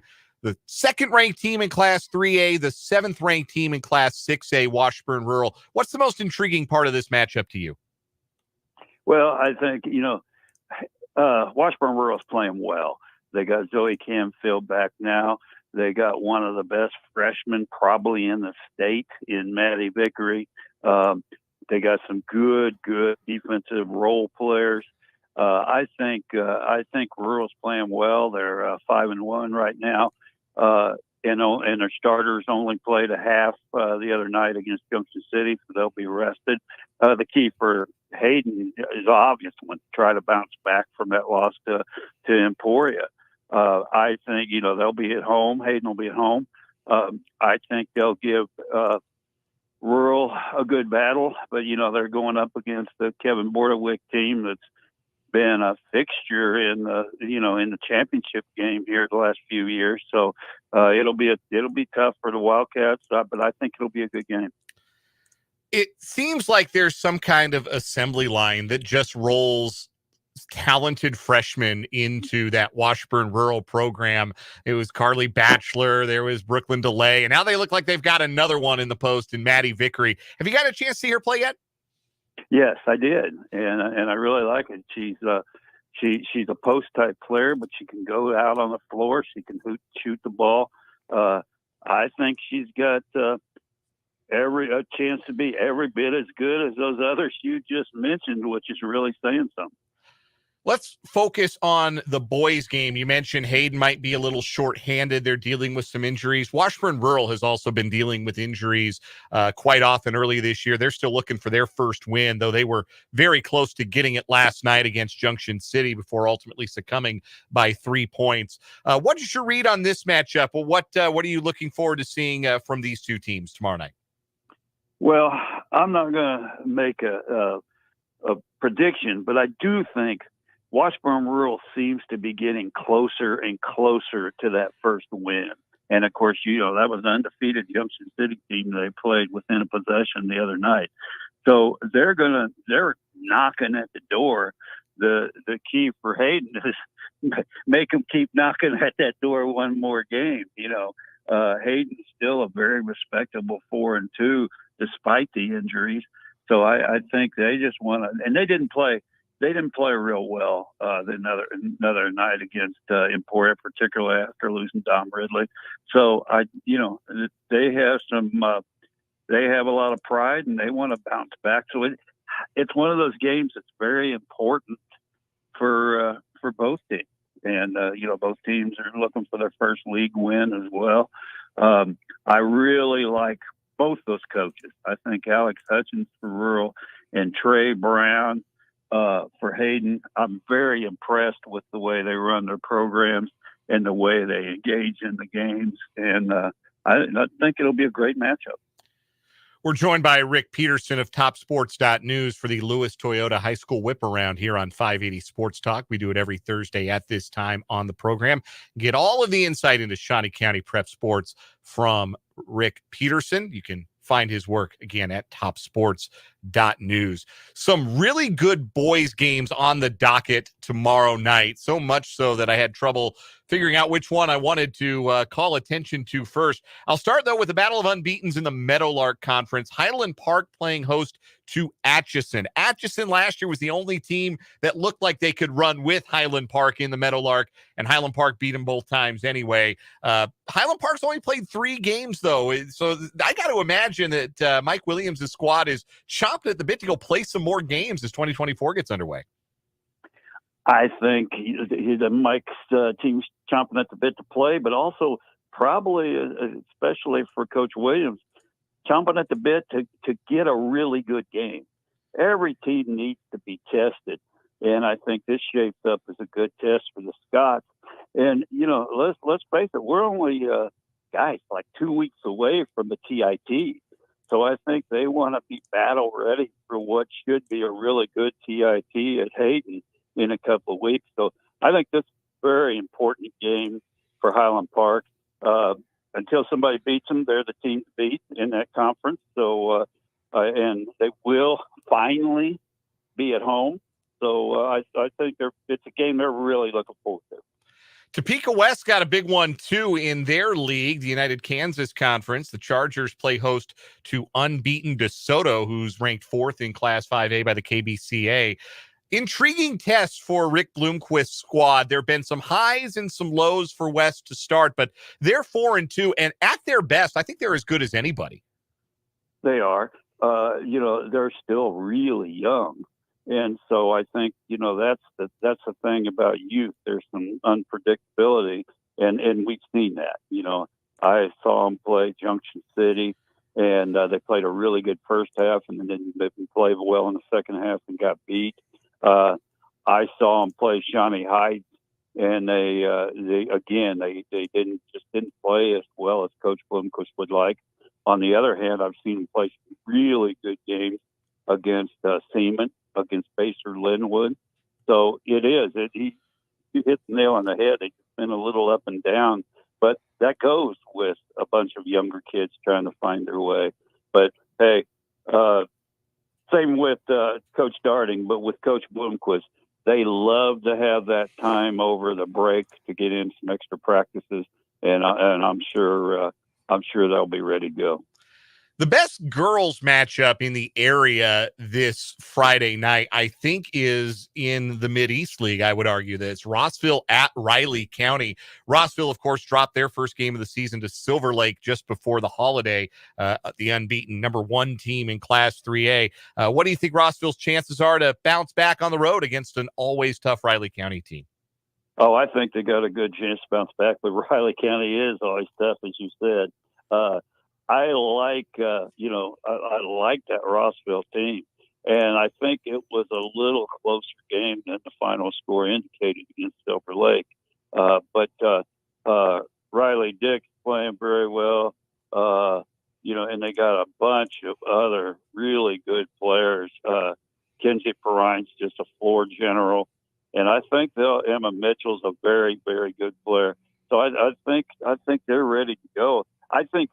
We talked about Highland Park and Atchison. I think the tough test that Rossville had against Silver Lake will actually help them moving forward. Let's look at some other prep sports, because obviously basketball is back to action this week. There were games last night, and there'll be a full slate Friday night as everybody returns to action. What about the other winter sports as they get back going here? What are some events that maybe you've got an eye on that will be good opportunities for teams to return to competition, get some good competition early in 2024? Well, there's 2 back-to-back really good wrestling tournaments on Friday and Saturday at Seaman. And I'm going to try to sneak over there at least for a while before I go to basketball. But there's a really good girls tournament on Friday, and then a really good Seaman Duels tournament on Saturday with Washburn Rural in both of those events. And we know how good Washburn Rural is in both girls and boys wrestling. So I'm really looking forward to those. Swimming's going to get bound, kick back going next week. And then also next week, we start bowling season. So, Washburn Rural's the defending state boys champs, and Seaman's very, very good in that. So we get busy in a hurry. Yep, that's certainly a fact. And of course, we'll be able to read all about it at topsports.news. That's where Rick Peterson publishes his byline and all of his great coverage of Shawnee County High School athletics and Washburn-Ichabod athletics as well. And he joins us every Thursday at this time for the Lewis Toyota High School Whip Around. Rick Peterson, it is always a pleasure. Friday night, where are you going to be? I will be at Hayden for Hayden Rural. I'm really looking forward to it. Well, so am I. I will make it a point to say hello. You have a great rest of your day, and we'll see you. We'll see you tomorrow night. Okay, thank you. That is Rick Peterson. Again, follow him on Twitter at Peterson_Rick, and check out topsports.news. Tomorrow night, our Lewis Toyota High School Basketball Game of the Week returns for 2024, and it sends us to the Ken Buelltel Activity Center at Hayden High School for the first time this season. It'll be our first look at both the Hayden Wildcats and the Washburn Rural Junior Blues. Girls action predicted to start at about 6 o'clock. The boys game to follow. I'll be on the air with pregame coverage about 20 minutes prior to the start of the girls game. So approximately 5:40 or so, we'll wrap things up here on 580 Sports Talk tomorrow night, and we'll send it out to the Buelltel Center for the call. Looking forward to bringing that one to you tomorrow night. Washburn-Ichabod basketball in action this evening out at Lee Arena as they welcome in Central Oklahoma. Brendan's got the call of those. They're on our sister station, Classic Country 106.9. 5:15 pregame prior to the women's contest at 5:30. And then the men's game at 7:30. That's going to do it for this hour of 580 Sports Talk. We are halfway home on the program today, but still plenty more sports talk coming your way on the show coming up in the 4 o'clock hour. We've got a What Is Wrong With You? We're going to hear from Steve Spagnuolo and Matt Nagy. And I'm going to talk about the system quarterback. Maybe every quarterback is, at the end of the day, a system quarterback. Why we need to stop using that phrase altogether. Plus, we got sports headlines, and Mitch Holtz is joining us later on in the show. So don't go anywhere. Stay with us on 580 Sports Talk.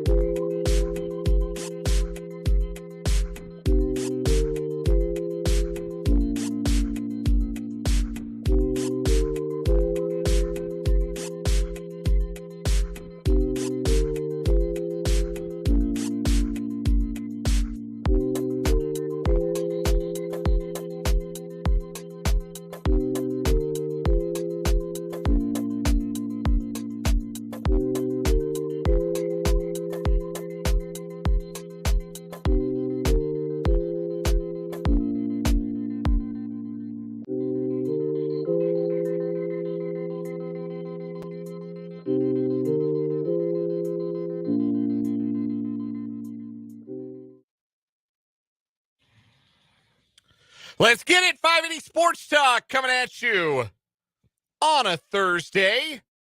Hour number 3 of the program today. So glad you're along with us on your Thursday afternoon, whether you're tuned in on 580 WIBW, FM 104.9, online at 580WIBW.com, or if you're checking out the video on the YouTube stream. Hi, folks. YouTube.com/@580 Sports Talk. Just head over to YouTube.com. This is so simple, so easy.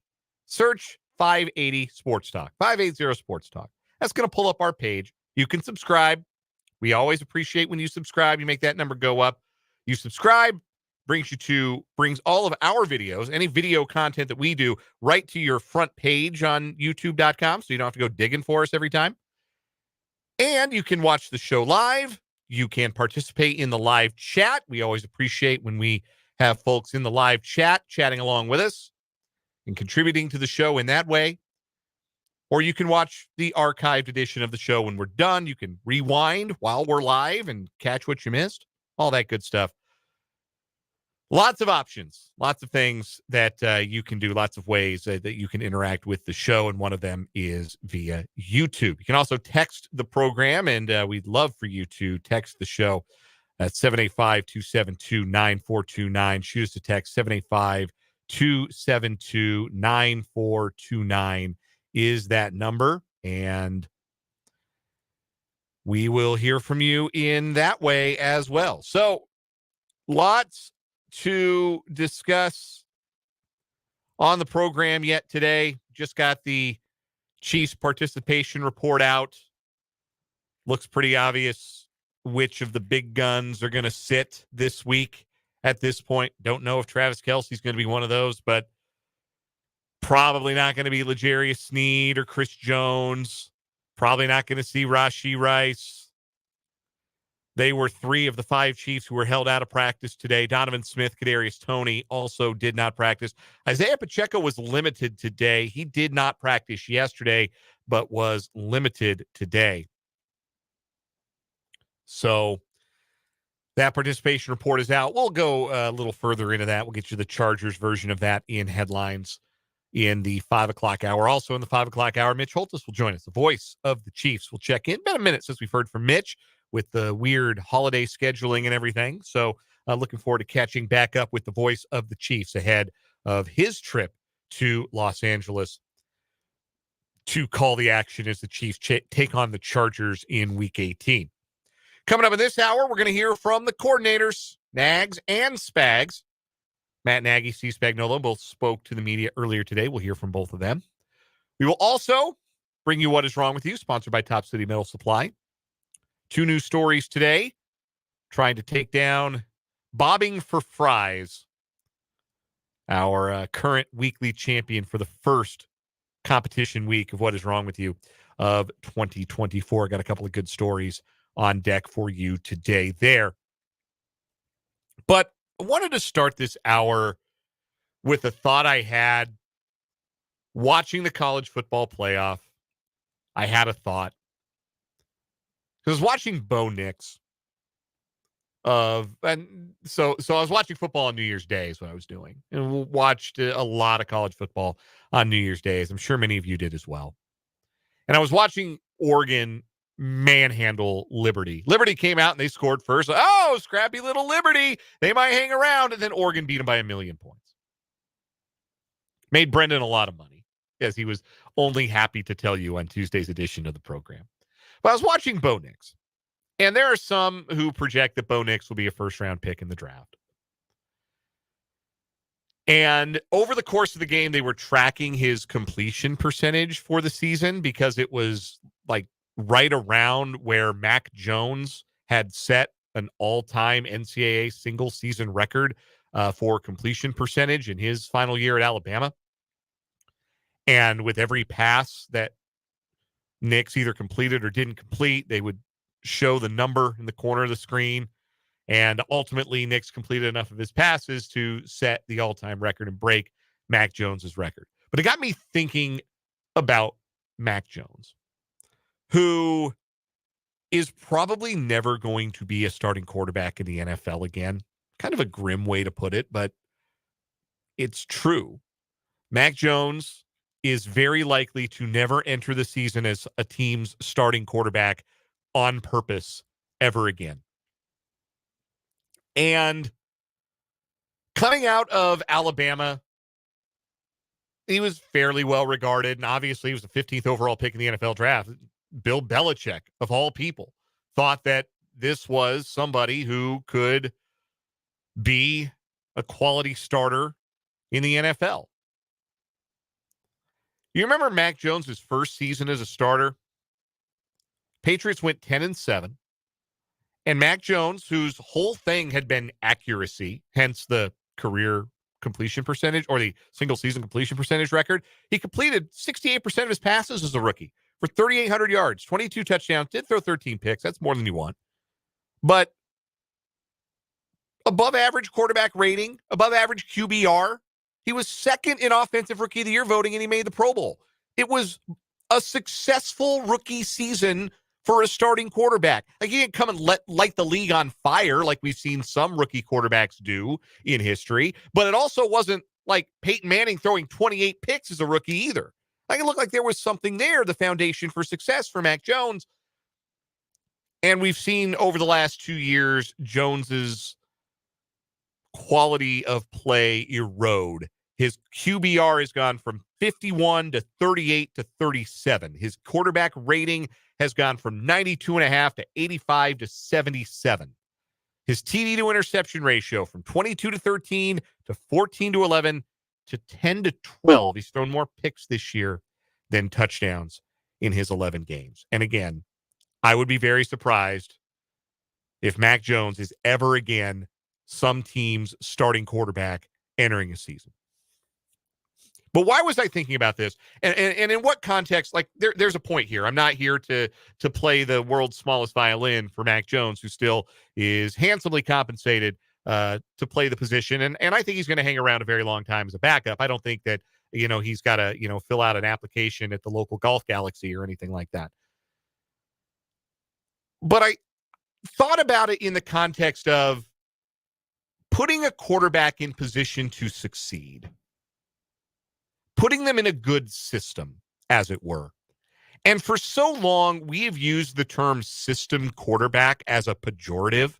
When you say that about a quarterback, you mean it as an insult. I have certainly said that a player was a system quarterback and meant it as an insult. I said it about Jared Goff a lot. When Jared Goff had his big year and helped the Rams go to the Super Bowl, the early Sean McVay era, I said Jared Goff was a system quarterback. You, chances are, have used that phrase as a fan as a pejorative. You have probably said it in reference to Brock Purdy, who spent a good chunk of this past season as the favorite to win the MVP. You say, well, he's a system quarterback. And there's no real way to argue against that point, right? There's no way to argue that Brock Purdy isn't a product to an extent, to a pretty large extent, of the system. Well, what's his system? The best skill talent in football. Start there. Nobody has better skill players than the San Francisco 49ers. Christian McCaffrey, George Kittle, Deebo Samuel, Brandon Ayuk. That's your running back, your tight end, wide receiver 1, wide receiver 2. Nobody has better players in those 4 slots than the 49ers do. And oh yeah, their head coach, Kyle Shanahan, for all his failings when the calendar turns to February, a couple of high-profile failings. Well, Kyle Shanahan's still probably the best play caller in the league, or one of them.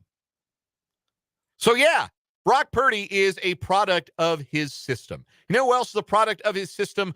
The guy who is going to win the MVP this year, Lamar Jackson. What is his system? He finally got some good players at wide receiver. After throwing to bums and washed up dudes for years, now he's got Zay Flowers, who looks like a star in the making. Now he's got Odell Beckham Jr., who had more juice left than I certainly anticipated.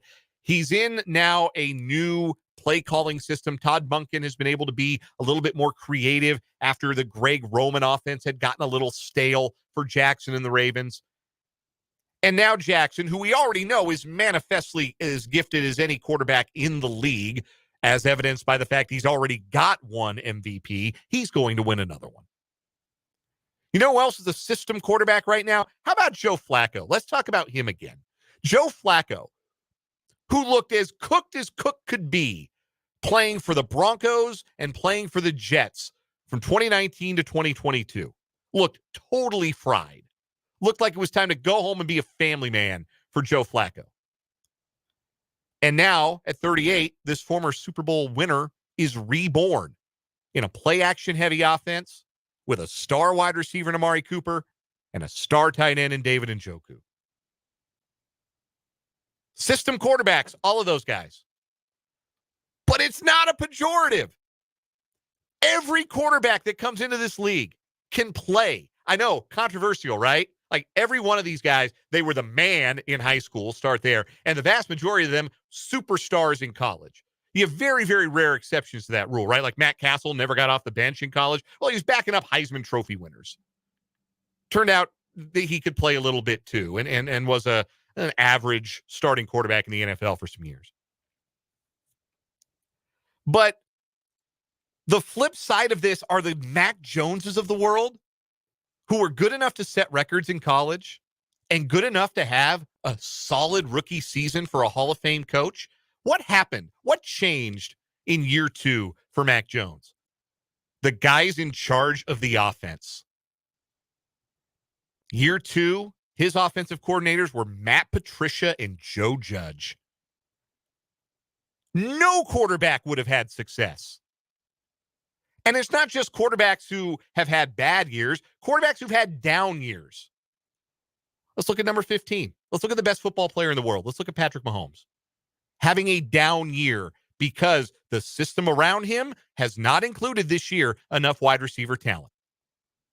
And with the decline phase of Travis Kelce's career being upon us, that has led to a decline in the caliber of play. It's not a knock to say that Patrick Mahomes, great player, already a Hall of Famer if he never took another snap, this has not been his best year as a player. And why hasn't it been his best year as a player?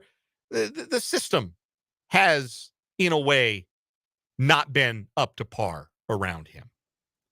So that is my hot take, I guess, if you even want to call it a hot take. That is my hot take, that in fact, every quarterback, to an extent, is a system quarterback. Well, okay, if we remove that as a pejorative, if we decide we're not going to talk about quarterbacks as system quarterback or not system quarterback, like, because that's the other thing too, like, what's the opposite of a system quarterback? Just a good quarterback? Like, what is, if you're going to say that certain quarterbacks are one thing, well, what's the opposite? What's the opposite thing? If we retire that, what direction do we go with the conversation? I think for the answer, we look towards Cam Newton. Cam Newton was in the news a week or so ago because Cam Newton has a podcast. I don't know if you knew this. Everybody has a podcast these days. If you played a major sport for like 5 minutes, you probably have a podcast. There are active athletes who have podcasts. Guys, there are teams out there with like multiple guys on the team who each have a podcast. There's a lot of podcasts out there. There's a lot of listening material for your ears if you are a sports fan. That's why we are so grateful that you lend your ears, at least in part of your week, to us here on 580 Sports Talk, because we know you could be listening to the 4th and 1 with Cam Newton podcast instead if you wanted. Well, we appreciate that you don't. We appreciate you listen to us because there are a ton of options out there. And one of them is the 4th and 1 with Cam Newton podcast. And on that podcast, Cam Newton decided that the difference between quarterbacks in the league is a difference between game managers and game changers. Now, we have used game manager kind of like a pejorative, right? But that's not really a knock to say that somebody can manage a game. And Cam Newton was very careful to say in his remarks that game manager, and this is a direct quote, game manager is not a negative connotation. What is a game manager? According to Cam Newton, it's guys who don't hurt their team with turnovers, know their limitations, operate within the confines of their offense. And then they are either elevated by said confines, they are elevated by the line in front of them, the guys catching their passes, the play caller on the sideline, or they can be diminished by a lack of quality in head coach, offensive coordinator, offensive line, pass catcher. And Newton described as game managers, Brock Purdy, which I think that would be a consensus opinion, that Brock Purdy falls in the game manager category. Jared Goff, 100%. Jared Goff has been fortunate to have worked with two of the brightest offensive minds in football in his career. Sean McVay and now Ben Johnson, the offensive coordinator in Detroit. Those two guys have made Jared Goff very wealthy. They have made Jared Goff a lot of money. And that, again, not a knock. Shout out to Jared Goff for that. But he also described Dak Prescott and Tua Tagovailoa as game managers. And I think there would be some pushback on that description. But again, think of it as not a negative. Think of game manager as being somebody capable of taking the game plan, taking the coaching, working behind the offensive line and throwing to the pass catchers he's got and making it work, being able to win games for you. Because there are quarterbacks in this league that don't rise to that level. Trevor Siemian, anyone? Do we think Jared Stidham is even a game manager? We have no idea, do we? Like, guys who are going to start here in week 18 across the league, they don't rise to that level. That's why they're backups, right? But game changers, and that's a self-explanatory description, right? And Cam Newton would describe himself as a game changer. And by the way, I know a lot of people, it was fashionable toward the end of his career or even like throughout his career to kind of knock Cam Newton. Cam Newton is 100% a game changer. The greatest goal line weapon in the history of the NFL, potentially, is Cam Newton. He changed the way you had to defend. You had to defend the field differently because he was the quarterback. And not just because of his mobility, though that was a big part of it, but also his size, his physicality, his ability to shake tacklers in the pocket, and, of course, his ability to throw and make every throw all across the field. That's a game changer. Cam Newton was one of those guys. That's why he's got an MVP. You know who else is a game changer? Patrick Mahomes. You don't need me to tell you that. But Cam Newton says, and this is another quote from his podcast, there's really only 3 to potentially 5 game changers in the NFL right now. Aaron Rodgers, Lamar Jackson, Josh Allen, Joe Burrow, and Patrick Mahomes. Those are the game changers. Those are the guys that can operate behind a lesser offensive line or operate with a pass-catching group that might not be up to par and still put up numbers, win football games, make plays. Those are the guys you're terrified about. Those are the guys that keep defensive coordinators awake at night. And that's really the distinction at the end of the day. It's not between a system quarterback and then, again, whatever the opposite of that is supposed to be. The distinction is, can this guy manage a game or can this guy change a game? And going into the playoffs, you want the guy who can change the game. The ultimate example of this, the example that will stand, I think, for a long time as the line in the sand between the game manager and the game changer, Super Bowl 54. When his team was down by 10, Patrick Mahomes changed the game. When he had a chance to respond and win the game himself, Jimmy Garoppolo couldn't do it. Jimmy Garoppolo missed that deep ball to Emmanuel Sanders that might have flipped that game. That's the difference. The game changer and the game manager. And you can go a long way with a game manager. Hell, you might be able to win a Super Bowl with a game manager. It's harder to do that now than it was before, but you can still do it if you're not turning the ball over and your defense is elite. Look at the 2015 Broncos as a good example of that. But I propose we retire the idea of the system quarterback. We retire it as an insult, and we draw the line instead at game manager or game changer, because that's a distinction with a very clear difference, and I don't think much debate as to which is which. Might be a little pushback here and there, but if you wanted to say that Allen and Mahomes and Burrow and Lamar Jackson are on one tier and the rest of the league kind of starts beneath that, I think that'd be really hard to argue. Really hard to argue. You'd have Philly fans that want to pump up Jalen Hurts, or certainly Miami fans that argue for Tua. But I'm comfortable with a small tier of guys you would consider game changers. Going to the playoffs, you want one of those guys. And that's another reason why the Chiefs are still dangerous. Even given all of the well-documented issues they've had this year, they remain dangerous because they've got a game changer under center. But next time, you consider calling somebody a system quarterback dismissively, just say they're a game manager. Retire the insult of system QB. Because everybody, to a certain extent, is. We're going to take a break. What is wrong with you's next here on 580 Sports Talk.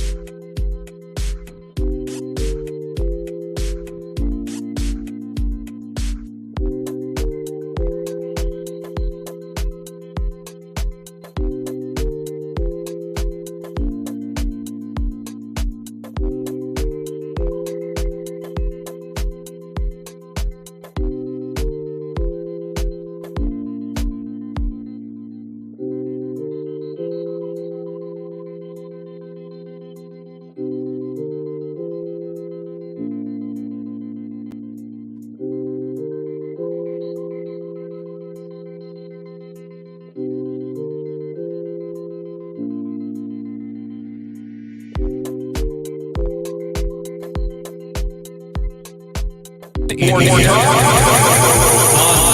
wrong with you is sponsored by Hot Metal Supply. Got that metal you need.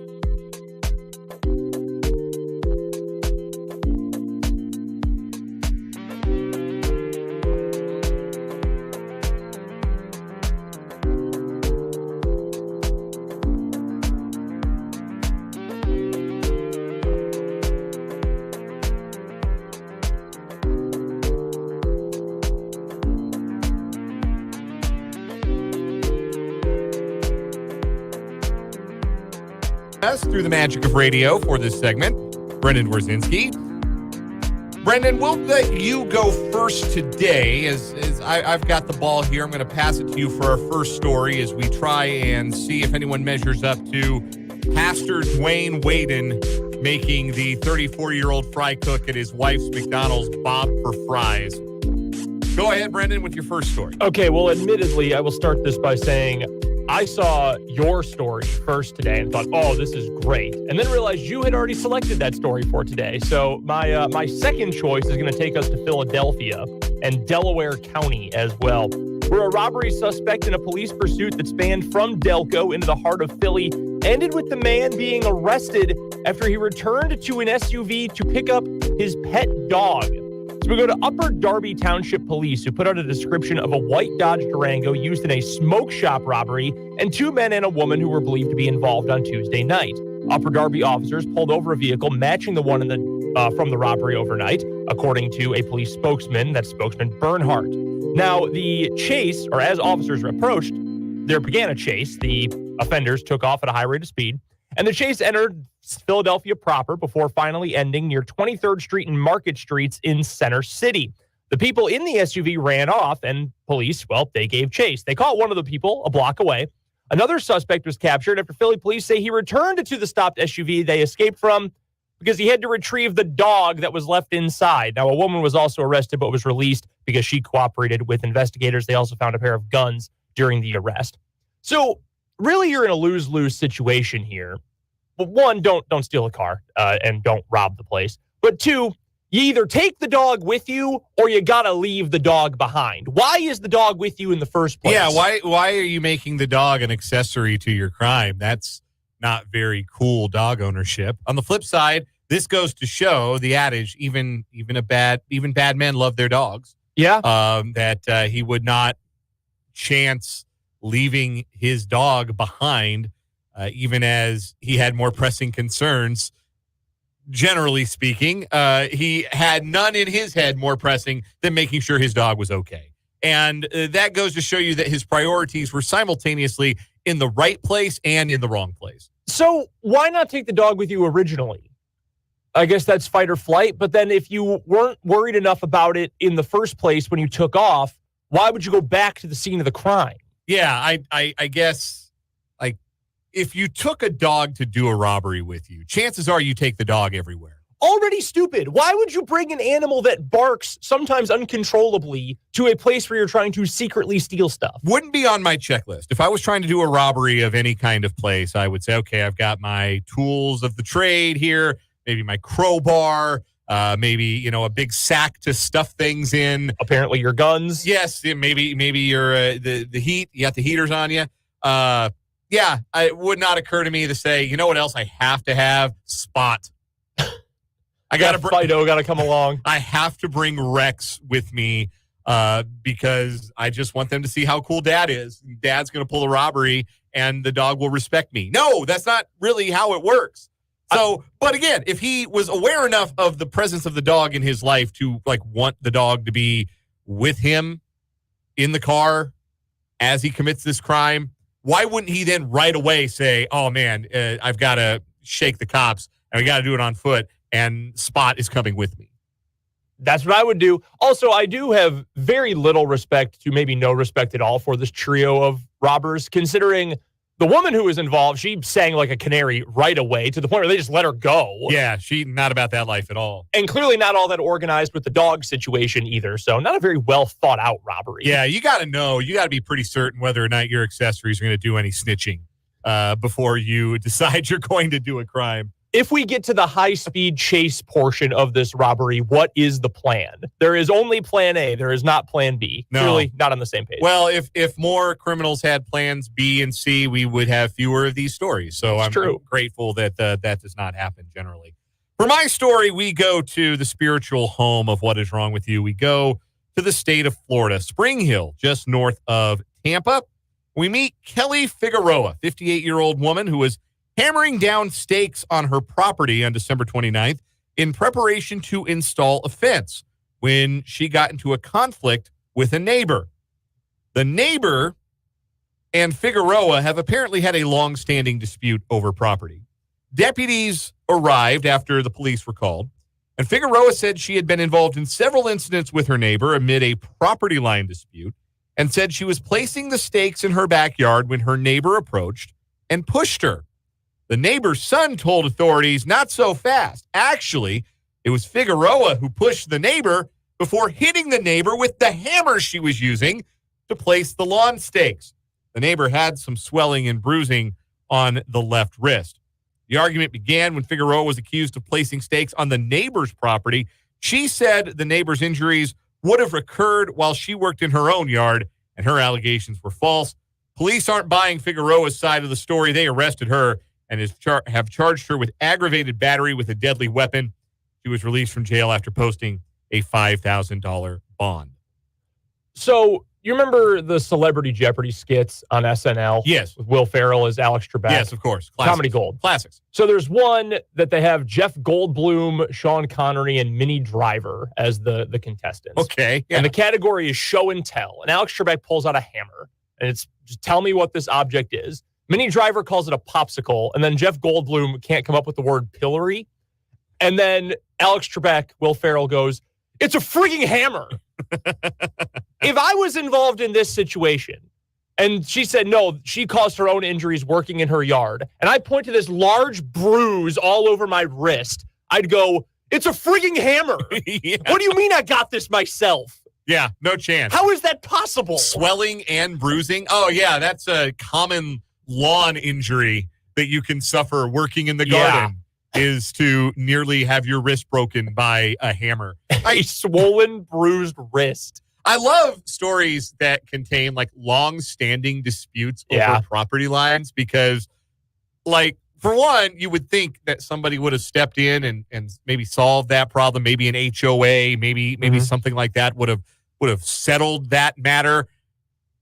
The fact that it isn't settled suggests that it's never going to be. Oh, yeah. Quite obviously, if we're resorting to swinging a hammer at somebody, then yeah, there's not going to be any resolution long-term to this particular property dispute. Don't property deeds outline the dimensions of your property?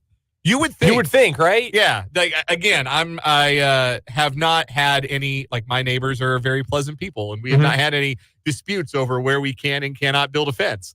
And certainly have never had the desire to swing a hammer at any of them. Nope. Like, that's, like, you got to live that. Like, either way this goes, they still live next door to you. You've got to deal with that. Yeah. Like, even if you've got bad neighbors, and I've been fortunate. I've never really had, like, a neighbor where I was like, oh my gosh, this person, like, they're just a terrible neighbor. They're noisy. They don't keep their yard. Like, this is a lousy neighbor. But I've never been in a situation where I felt like I'm going to hit this neighbor with a hammer because, for one, like, nothing is that serious. No. And number two, like, you still have to see those people. You still have to coexist in the same, like, general patch of every land. day. So yeah, you have to diffuse those tensions one way or another. All right.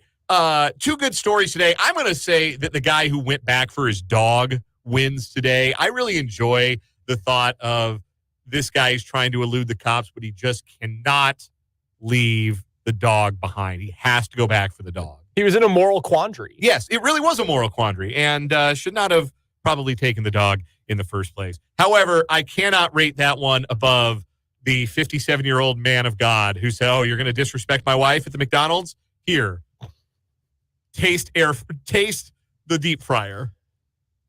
You're a pastor, man. Like, people, that's the thing. Not only are you supposedly a man of God and probably shouldn't be acting that way, people know you. Like, people go to church and they see you.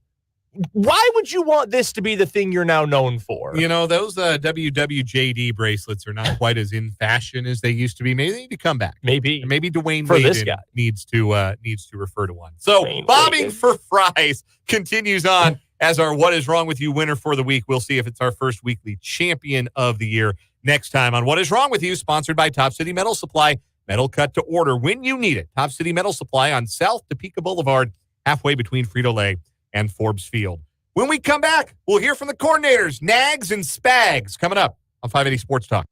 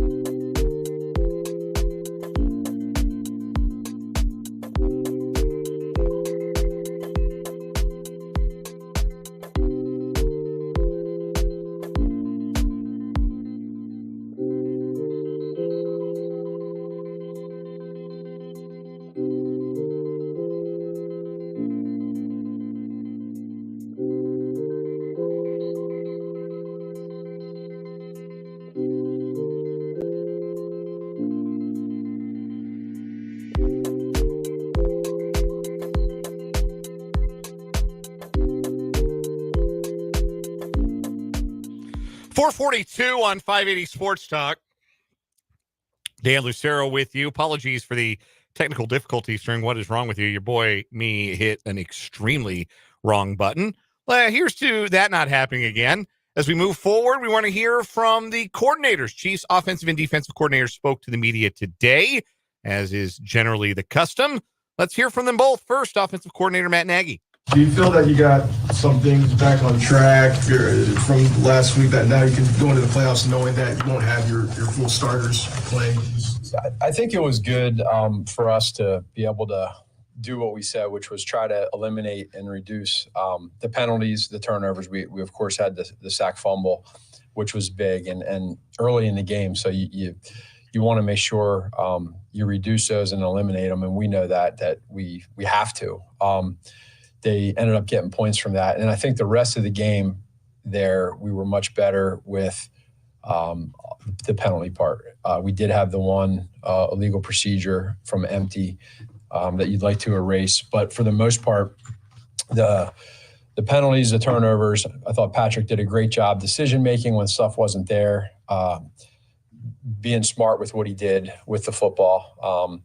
And the other guys running around him. We had some explosives too early on in that game. So being able to have, I think we only had 19 or 20 plays in the first half. And then there's a couple red zone plays in there where we'd like to be better. I think that's probably the biggest thing is red zone for sure.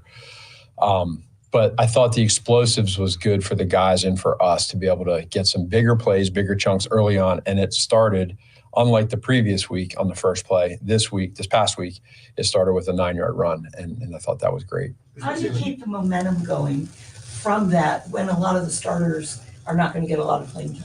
Well, I think that's a really good question. You have to look at it two separate ways. I think number one is you try to take advantage of this time as a player and a coach, whether it's rest for the players and for the coaches, but also preparation and how you do that. So that's a benefit. It's how you use that time.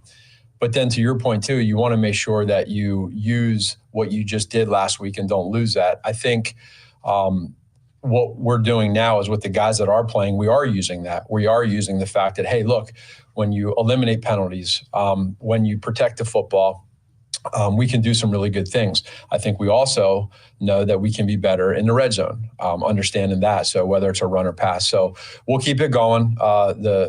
I'll just continue to pull back or keep going back to how we handled the week last week going into it. And when you finally get that win at the end of the game, you feel good about it, but you also know there's more to come. And you don't want to have that deodorize the feeling of, hey, if there are some mistakes here still, we won, but we still can get a lot better.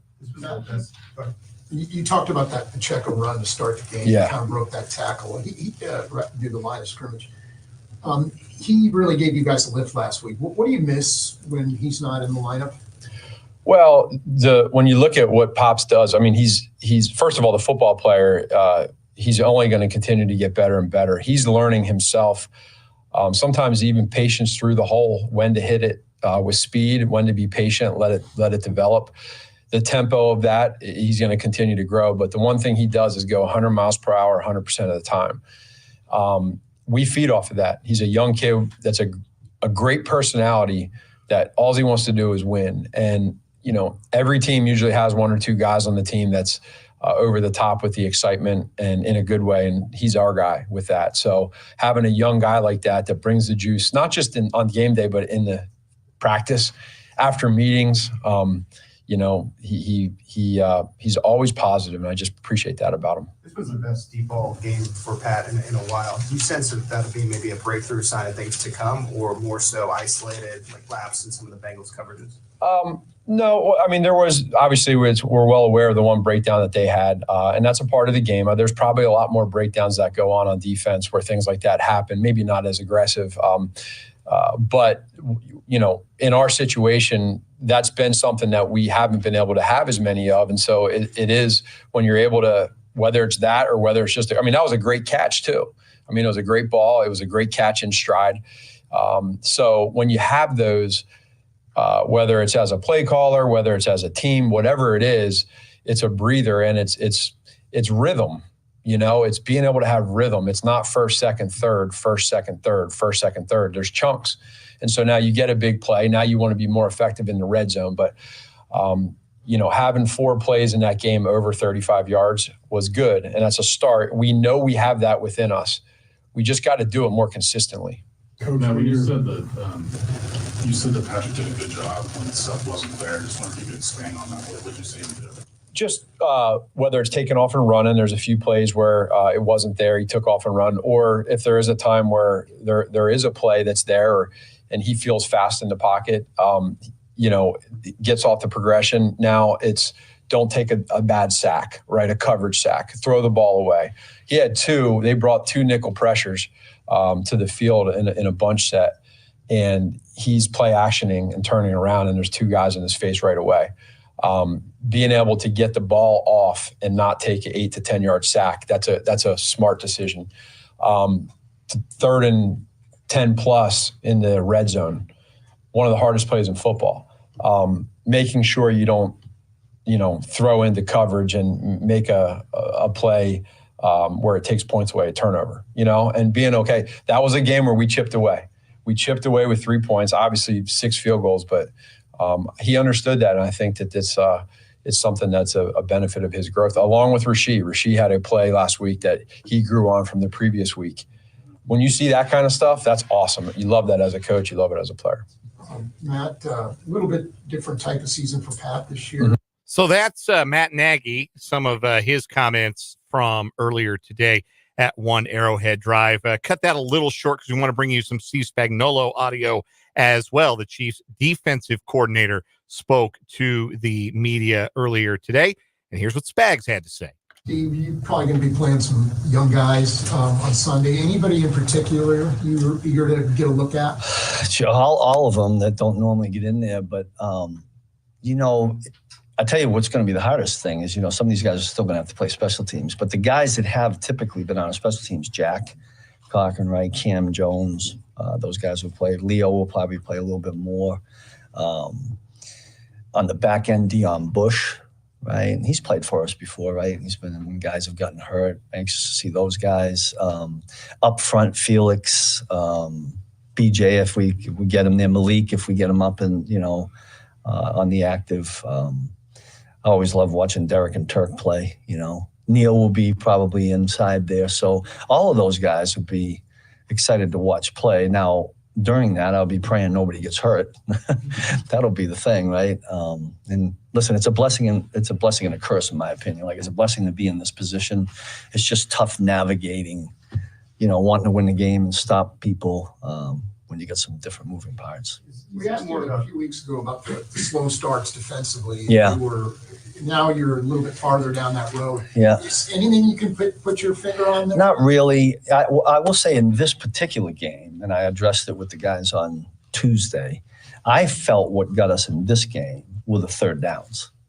In the first half, they were successful on 7 of 9. Now, I think 2 of those were 3rd and 1s.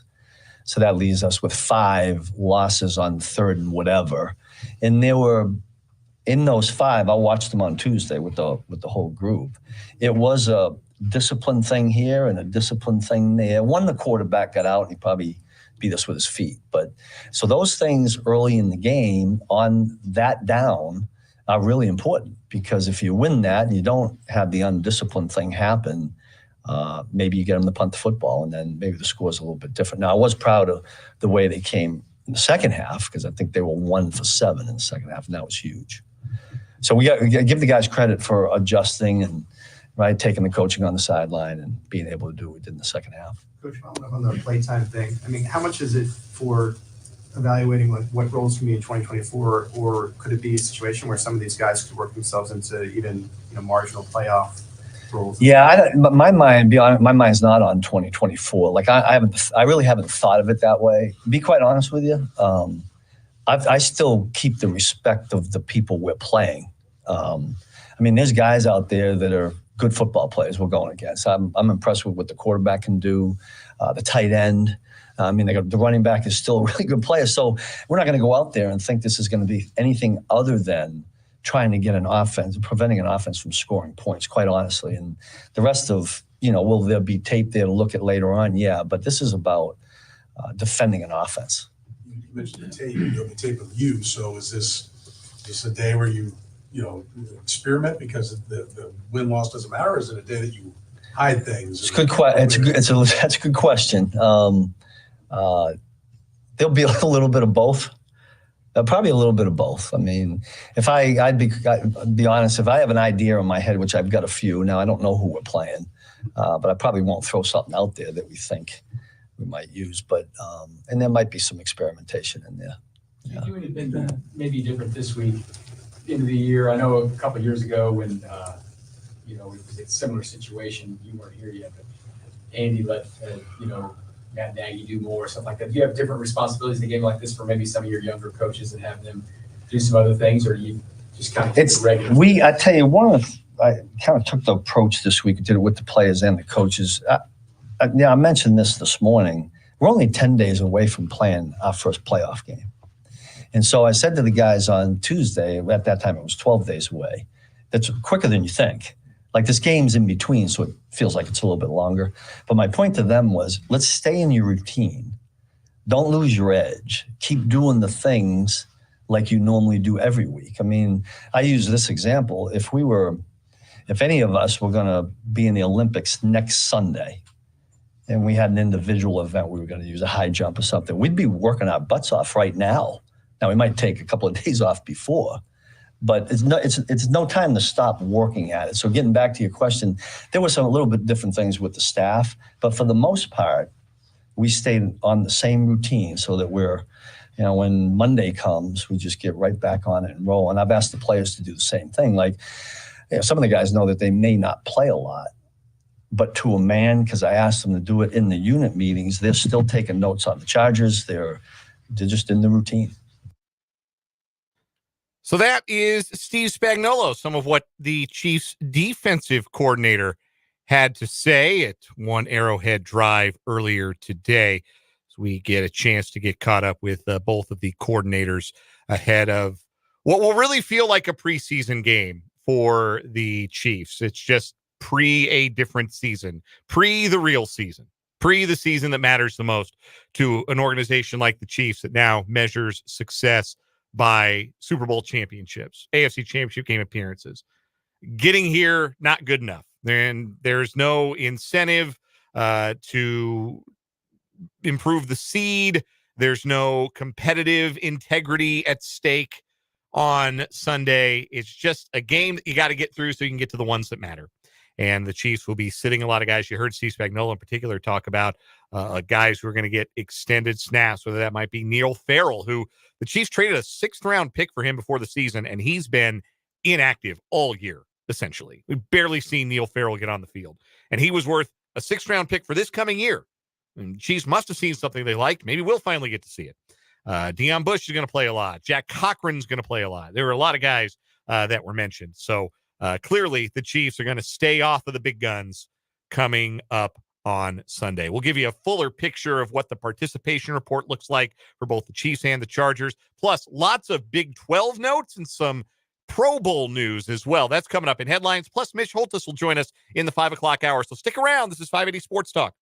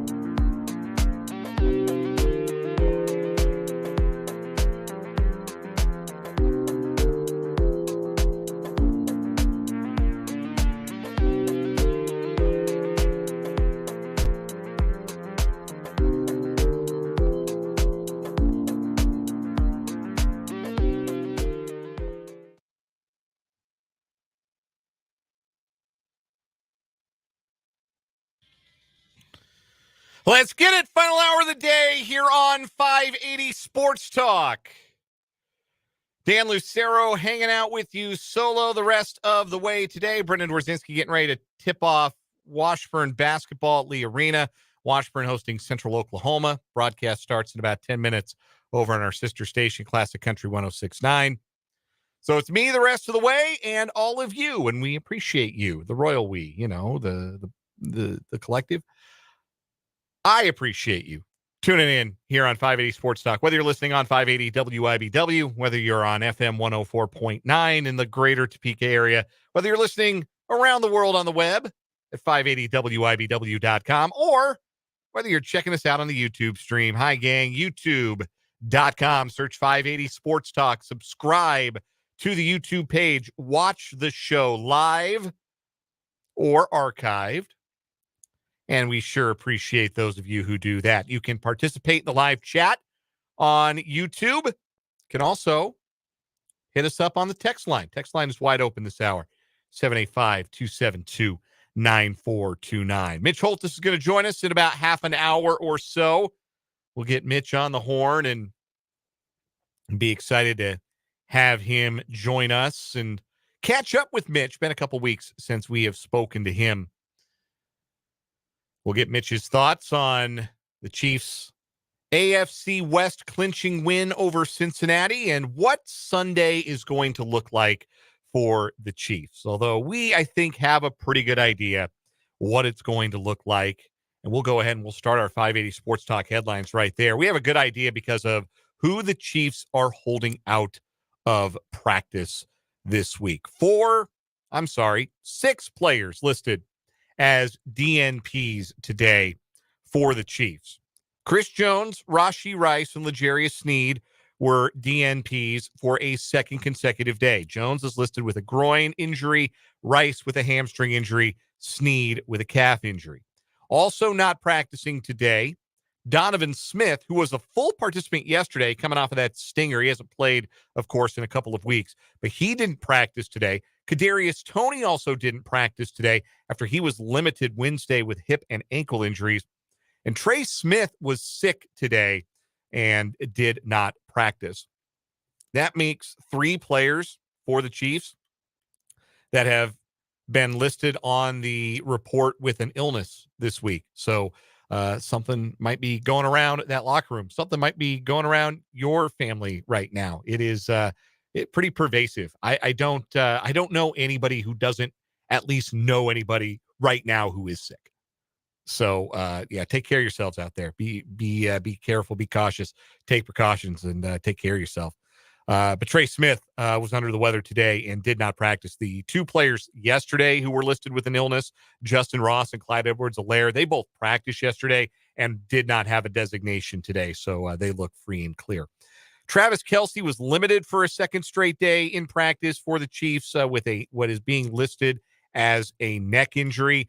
And I know that feels alarming to all of a sudden see guys who've been healthy all year, who haven't been on the injury report. Now, all of a sudden, they're limited or they're not practicing and they've got an injury. Rest easy. It's made up. It's not real. Big secret. It's not real. They're making it up a little bit so that they can be judicious with the practice time of these players. So nothing to panic about, I don't believe, with Kelce or Jones or Rashee Rice or really anybody who didn't have like an established injury coming into the week. Isaiah Pacheco was also limited today. He didn't practice at all on Wednesday. Still listed as dealing with quad and shoulder injuries, but they did get him back on the field for some work today. He was limited. The rest of the Chiefs on the report were all full participants for a second consecutive day. Blake Bell, Nick Bolton, Noah Gray, Patrick Mahomes, and Trent McDuffie, all full participants. For the Los Angeles Chargers, they had 6 DNPs today, 6 players who did not practice. Wide receiver Keenan Allen, linebacker Joey Bosa, linebacker Justin Hollins, guard Zion Johnson, linebacker Kenneth Murray, and Nick Williams, a defensive lineman, all DNPs for the second consecutive day. Khalil Mack had a rest day yesterday. He did practice, so it looks like at least one pass rusher is going to go for the Chargers. Rashawn Slater was added to the list today for the Chargers. He was not on the list Wednesday. Listed as a full participant today, dealing with a knee injury. Rookie linebacker Tui Tuipulotu was limited today with an ankle injury after not being on the participation report on Wednesday. Defensive back Dean Leonard, receiver Josh Palmer, tackle Trey Pipkins, tight end Stone Smart, all limited for a second consecutive day. Linebackers Tanner Muse and Dion Henley were full participants for a second consecutive day. So there is your injury report for Chiefs Chargers. Another piece of Chiefs news today. Tom Pelissero was first to report this, at least from what I saw. But the Chiefs signed a player today. They signed veteran defensive tackle Isaiah Buggs just a couple of days after he was released by the Lions. The Lions made a couple of cuts on Tuesday. They cut Buggs and Bruce Irvin.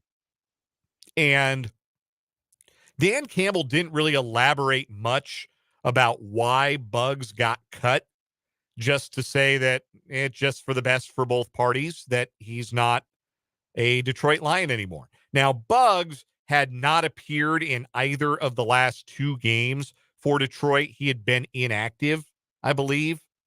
I want to double check that, but I am pretty certain that he was, well, check that. I apologize. He was active. He did play. He just didn't record any stats. He had been inactive for a 3-game stretch going into week 14. He did record some stats against both Chicago and Denver. He had a fumble recovery against the Broncos in that game that maybe you saw on NFL Network on that Saturday night. But in each of the last two games, Buggs had played something between 35 and 45% of the defensive snaps for Detroit. So he was a rotational guy for them, even if he wasn't recording any snaps. And Detroit decided to cut him 2 days ago. And the Chiefs have added him to their roster. Now, I'm not sure if that'll be a practice squad addition or if he'll be added to the 53. It's a practice squad addition. I just double checked and found my answer. And funny how often that works. So a practice squad addition for the Chiefs to have a veteran on hand at defensive line. You know, the Chiefs are fond of doing that, maybe being able to promote one if they need one to the 53-man roster just in case. Buggs is a 5-year vet, formerly a Pittsburgh Steeler as well, played his college football at Alabama.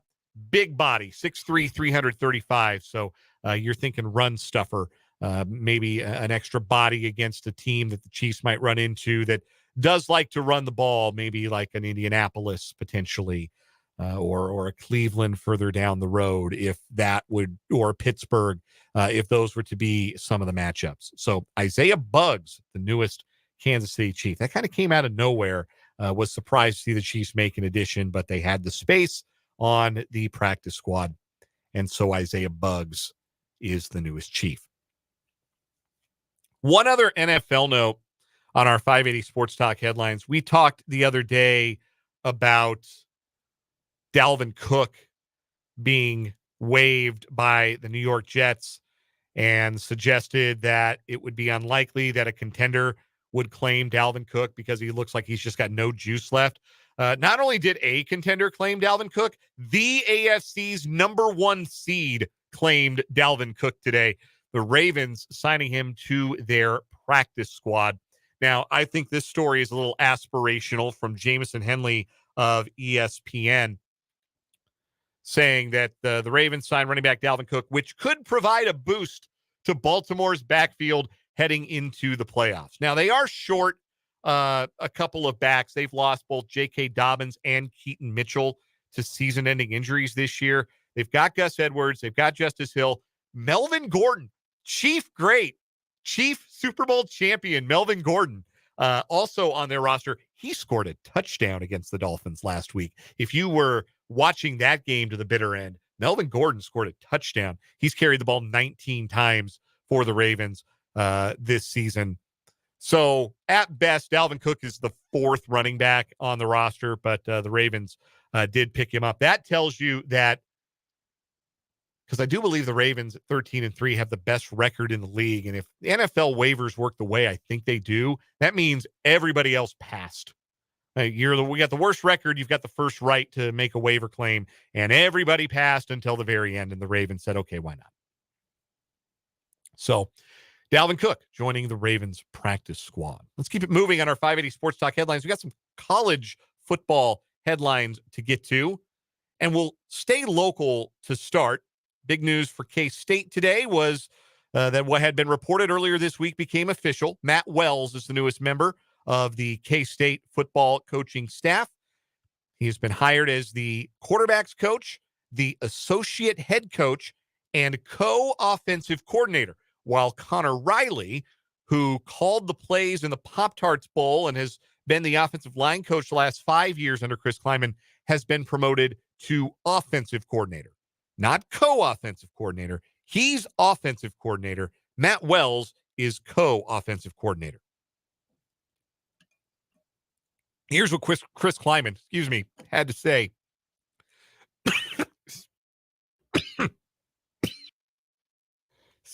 Tried to sneak a drink of water and it went down the wrong pipe. Apologies.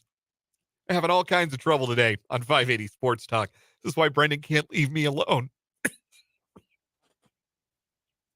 I'm fine, I promise. This is what Chris Kleiman had to say about the coaching staff moves. As I've said before, Connor has been with me for more than a decade. He is deserving of this opportunity. He did a phenomenal job of leading the offensive room during our bowl preparation. Our coaches and players have the utmost respect for him and his ability to lead.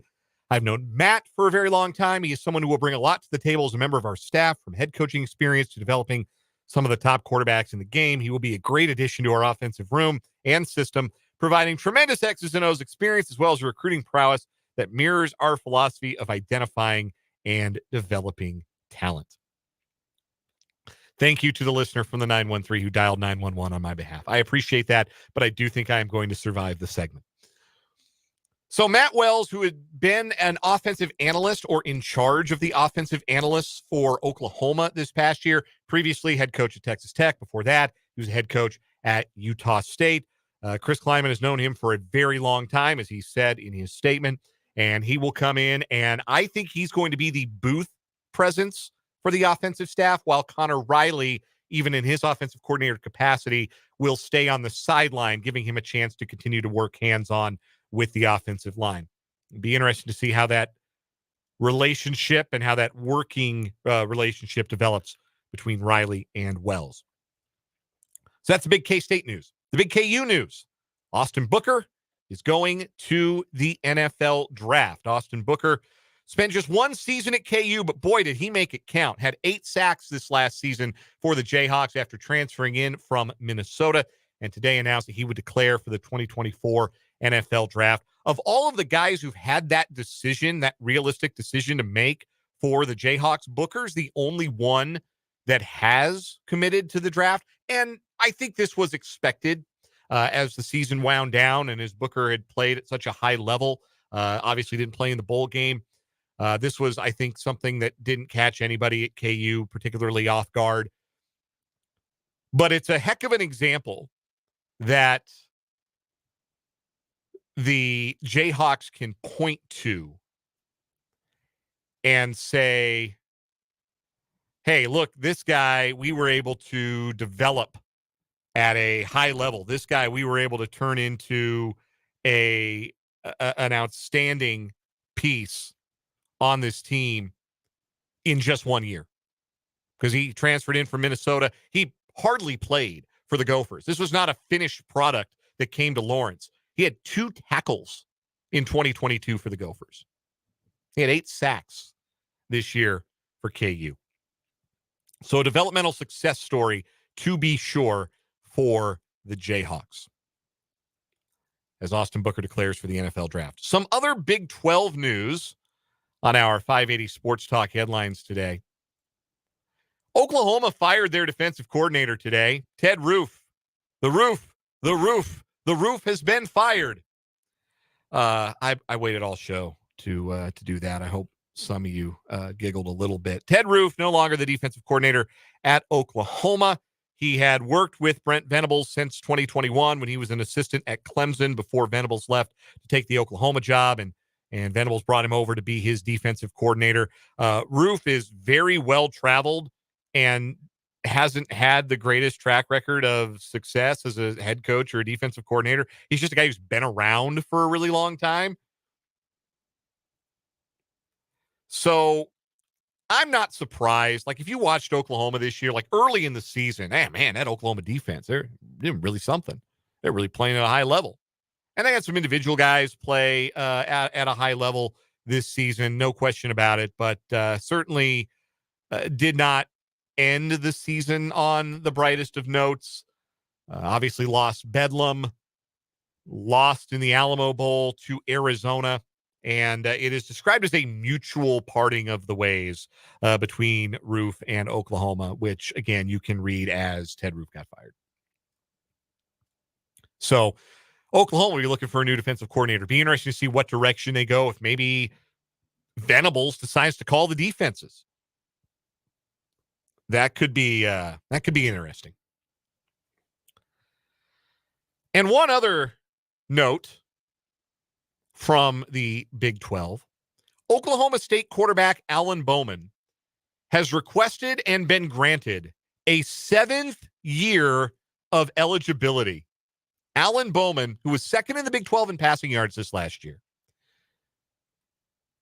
who played for Cliff Kingsbury at Texas Tech, who has, I believe, a master's degree from the University of Michigan, he will return for a second year under center for Oklahoma State. Now, this is good news for the Cowboys, objectively. They got 19 starters coming back next year.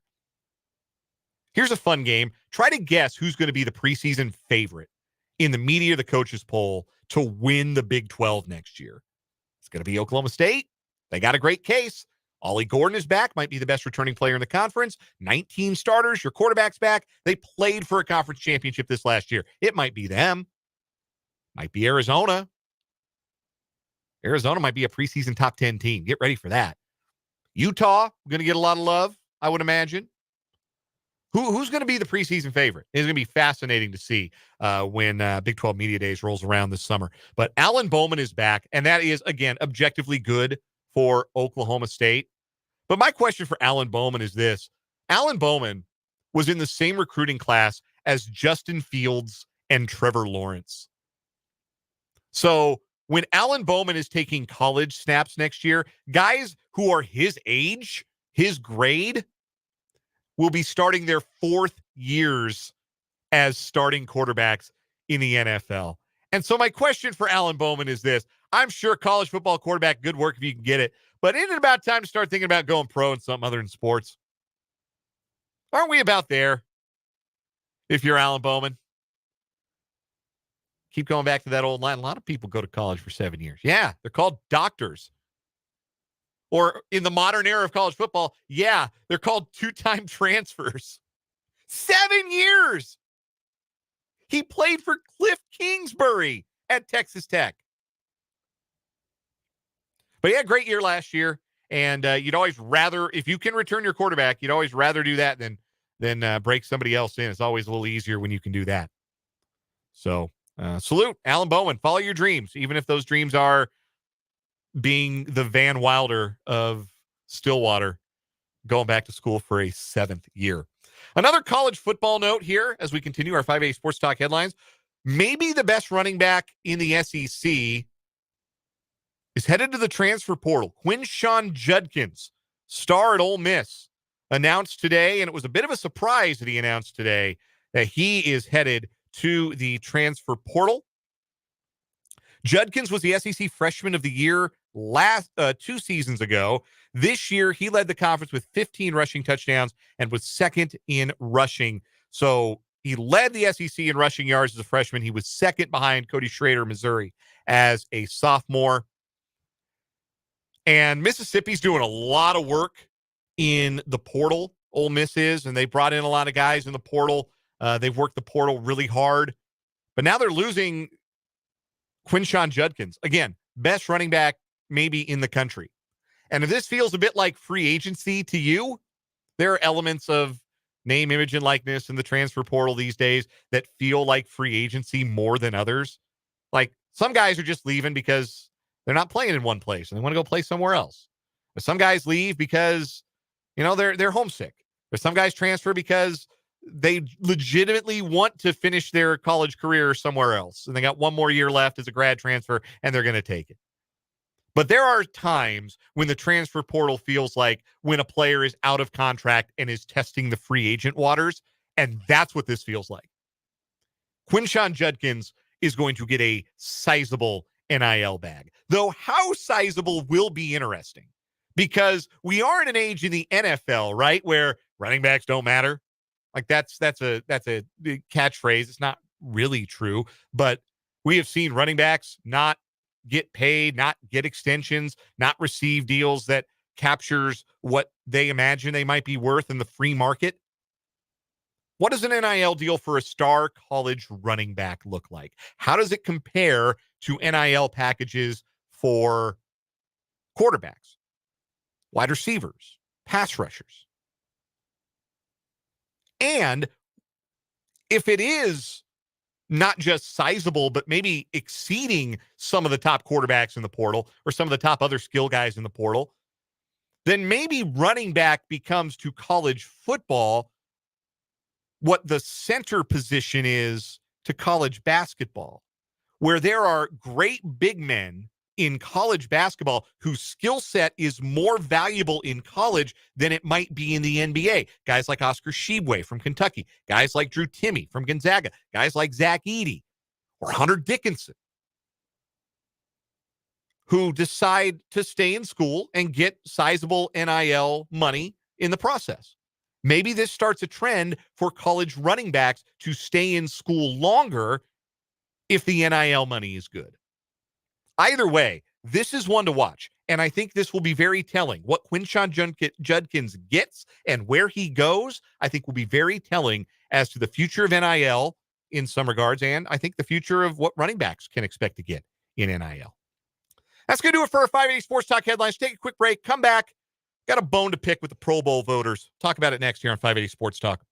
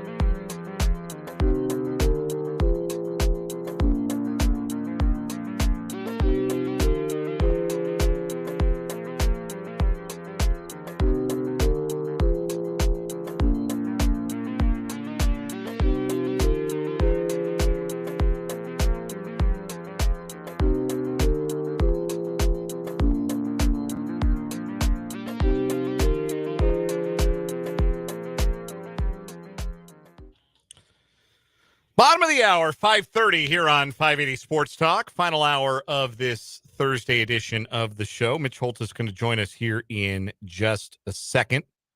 Not literally a second, give or take. About 5 minutes or so. We'll hear from the voice of the Chiefs, Mitch Holt, is here on the program. But real quick, before we get there, the Pro Bowl rosters were released yesterday, and the Chiefs have their fair share of AFC Pro Bowlers. They've got 5 of them: Patrick Mahomes, Travis Kelce, Creed Humphrey, Chris Jones, and Joe Tooney. All deserving. All have played at a high level this season and are deserving Pro Bowlers. You know what name I didn't read? L'Jarius Sneed. And there is no corner in the league having a better year in the NFC or the AFC than L'Jarius Sneed. Yet, the voters, the esteemed Pro Bowl voters, which means like you, you the fan, the four corners you opted to put on the AFC squad: Denver's Patrick Surtain, New York's Sauce Gardner, Miami's Jalen Ramsey, Cleveland's Denzel Ward. Good players all. Good reputations for all of those players. None of them are having a better year than L'Jarius Sneed. None of them. Pay just a little bit of attention. I said this at the top of the show. We were kind of talking about it when Brendan was here. But I think that because the Pro Bowl is now a little bit of a joke, like it's not even a football game anymore. It's a skills competition and like a church lock-in. They're playing dodgeball and flag football, maybe mix in some laser tag eventually with this. But since it's not a real game, I don't think people take the voting seriously anymore. And I don't know how seriously people ever took it. But if this is going to be something that is a legacy builder, because it's the all-star game, right? This is all-star recognition. No different than being an NBA all-star or a Major League Baseball all-star. And I think people take their voting a little more seriously. Yes, you do have some one-offs, some ballot box stuffing. Vote Omar. You know what I'm talking about. Like sometimes that happens, but by and large, I think there's a pride in picking the right all-stars that most fans have. And I don't think that extends to the Pro Bowl, because I think if it did, L'Jarius Sneed would have been a Pro Bowler. And it's too bad that he's not. Maybe he'll get in as an alternate, but you don't want that, obviously, if you're a Chiefs fan, because if he's playing in the Pro Bowl games, that means he's not playing in the Super Bowl. So you hope he doesn't get that recognition, even though really and truly L'Jarius Sneed deserved to be a Pro Bowler this year. You know who I bet agrees with me? The voice of the Chiefs, Mitch Holthus. We're going to get his thoughts on that. We're going to get his thoughts on the win over Cincinnati. A look ahead to the game against the Chargers. Mitch Holthus joins us after this break here on 580 Sports Talk.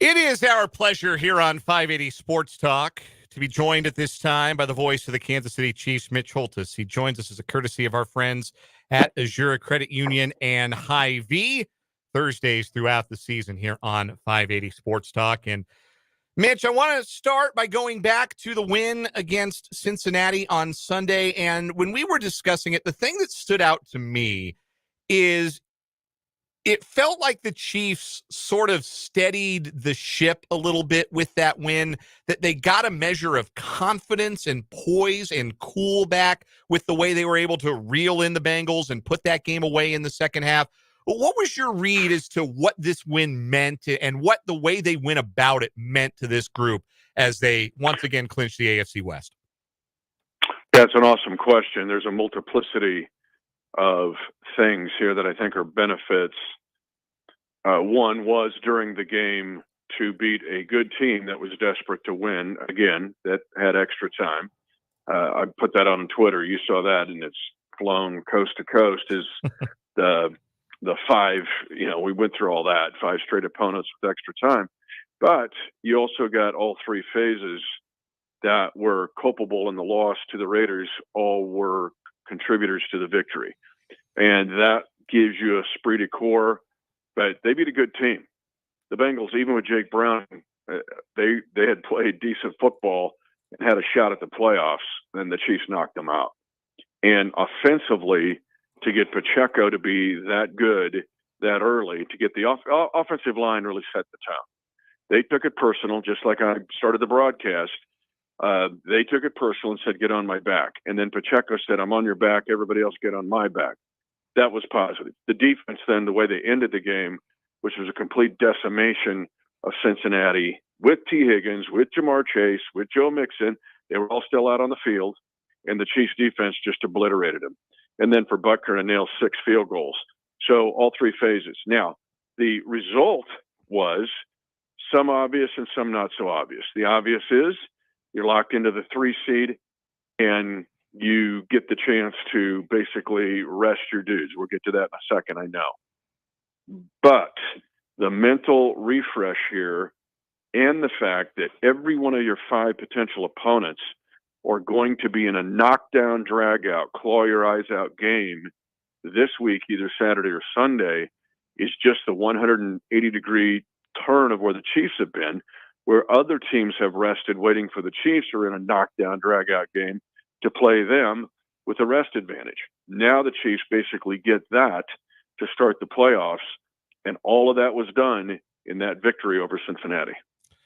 You mentioned the work of the defense, and I want to focus on one guy in particular because I was just talking about him before you came on, and I think it's a sham that he did not make the Pro Bowl roster. You are much more of a Chiefs historian than me. You have seen a great deal more Chiefs football than me. I will defer to you. Can you recall a Chiefs cornerback having the kind of season that L'Jarius Sneed has had for this football team to just about lock down everybody's number one week in, week out, to come off the deck a little bit, not even practice last week, and to nullify Jamar Chase the way that he did? How special is this season from a historical perspective that L'Jarius Sneed is having? When you look at it in the entire scope of the season, and Drew Tranquil's tweet put it in perspective. When you look at Justin Jefferson, let's go down the line, Keenan Allen, these top flight receivers that Sneed basically shadowed week after week, and to either limit them or shut them out, Devontae Adams. I mean, I could just sit here. It's been all season long. And so what he did, now you got to understand, so the Chiefs, if they don't have a great history at the wide receiver position, they do so at the cornerback position, all the way back to the Emmett Thomas in the Pro Football Hall of Fame. And then you look at the golden era of DBs and that no-fly zone time of Albert Lewis or Kevin Ross, and then Dale Carter and James Hasty, that era. And honestly, Marcus Peters, his rookie season was dynamic. He was the defensive rookie of the year as a corner. But this performance in 2023 by Sneed fits in with all those guys that I mentioned. It's like going to a great vineyard that for years has put out great wine. That's kind of the corner position for the Chiefs, but Sneed's right there as the newest addition. Mitch Holthus is joining us here on 580 Sports Talk, courtesy of our friends at Azure Credit Union and Hy-Vee, the voice of the Kansas City Chiefs, joining us as he does Thursdays here on 580 Sports Talk. You spoke to it a little bit regarding the opportunity to get some guys some rest this coming Sunday as the Chiefs take on the Chargers. How valuable do you think that is, not just from a physical perspective, but for a mental perspective for this team that has not enjoyed some of the smoother sailing that it has enjoyed in recent seasons? Obviously, champagne problems when you've got 10 wins and a division championship locked up into week 18, but it has been a rockier ride at times this year. How much is the mental rest going to be valuable for this team? I think even more than the physical rest. Plus, this team has been asked to do a lot of different things. They played a somewhat atypical schedule, not just the teams having rest for 5 straight weeks in December, but for playing on Thursday nights, Monday nights, Sunday nights. It's just been irregular. And some of that's been they're the defending Super Bowl champions. Some of it is they pop a number everywhere they go. And all of these networks want the number. So CBS wants the 3:25 Sunday exclusive game. Thursday night wants him, got him twice. Monday night wants him, got him twice. But that just leads to a challenge physically, but also mentally.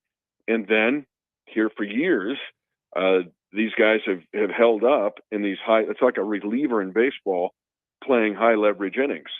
And that's what the Chiefs have done. I cannot begin to tell you the relief that there has been this week mentally, to your point, of let's get ready for the playoffs. Let's beat the Chargers. But the mood in the hallway this week has been just outstanding. And it's a sense of a redo, a reboot. And a lot of that has to do with some a mental chance to take a breath and relax and get ready to go again. There is something of a preseason vibe to getting some guys more reps. We heard the coordinator speak earlier today. They talked about getting a chance to get more reps for guys, or heard Matt Nagy talk about guys in different situations. But as you just mentioned, beating the Chargers is still part of this because there's pride in a regular season win. These go on your record. Having a winning record in the AFC West is a big deal to this team. Mastery over the Chargers is a big deal for this team. How do you balance that, and how does the coaching staff balance that this week? No, they go after it. Now, some of the coaches have already gone, this is what the Chiefs do, and this is the way Andy Reid does it.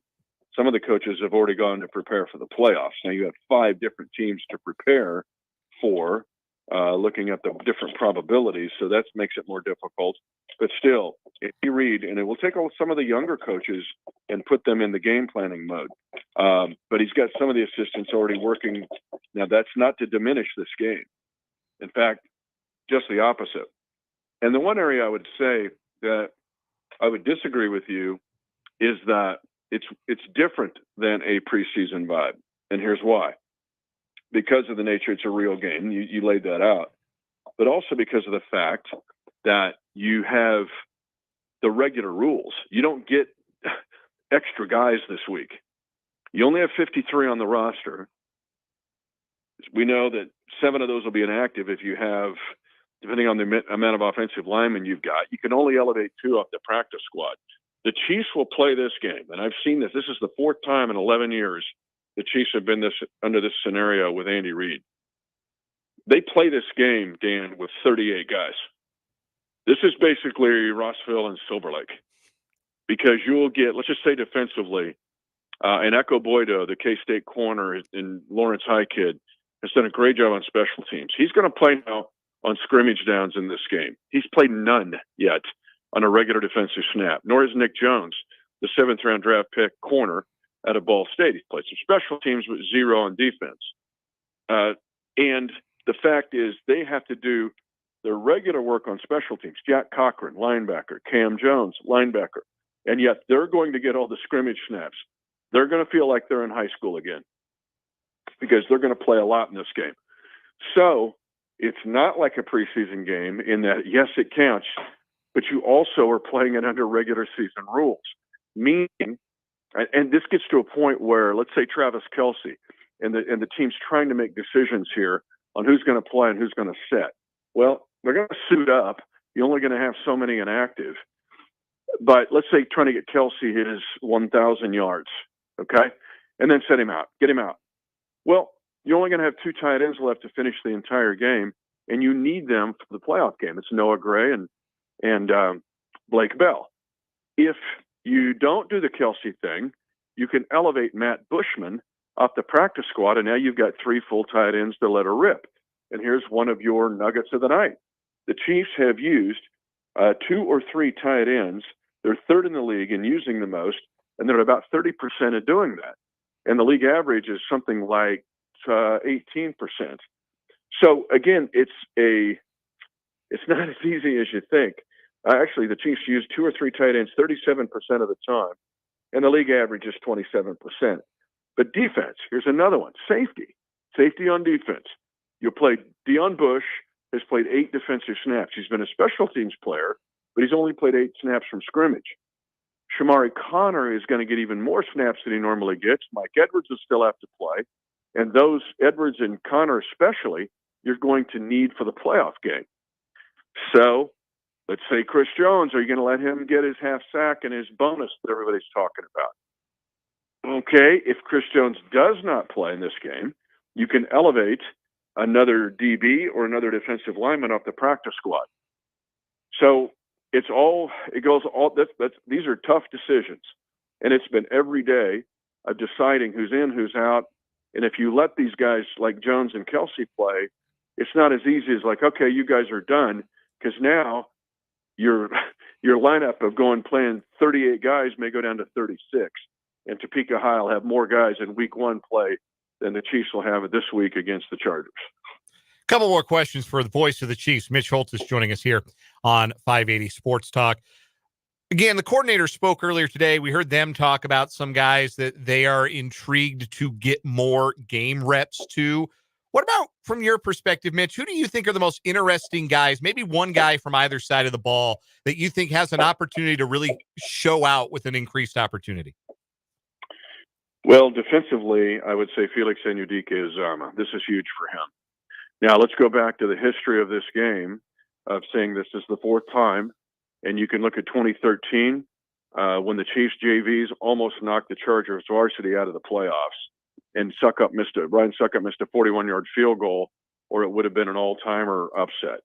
2017, and in that game, Niall Davis emerged. Well, why was that important? Niall Davis, 2 years later, has the 106-yard kickoff return to win the first playoff game in 21 years. 2017, it's obvious. Patrick Mahomes debuted in this game, in this scenario. 2020, Chad Henne played the whole game against the Chargers in this scenario. And just 2 weeks later, he was called upon to bail out the Chiefs in a divisional playoff victory over the Cleveland Browns. That's why fans can't go, oh, man, this doesn't mean anything. Yeah, it does. And a guy like Felix Enudike-Uzama, who's getting extra snaps, they've been loaded with talent at that spot, gets a big opportunity. On the offensive side, I'd give you a sexy one and a non-sexy one.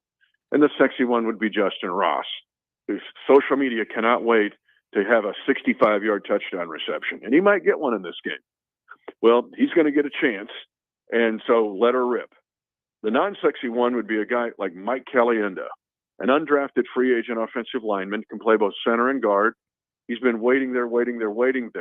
He's played special teams on placement protection. Basically, take a step and don't let the kick get blocked. Well, now all of a sudden, it's on.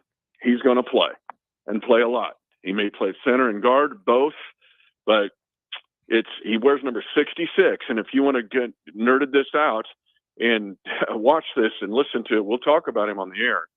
But 66 and 8 on offense and 97 on defense, to answer your question.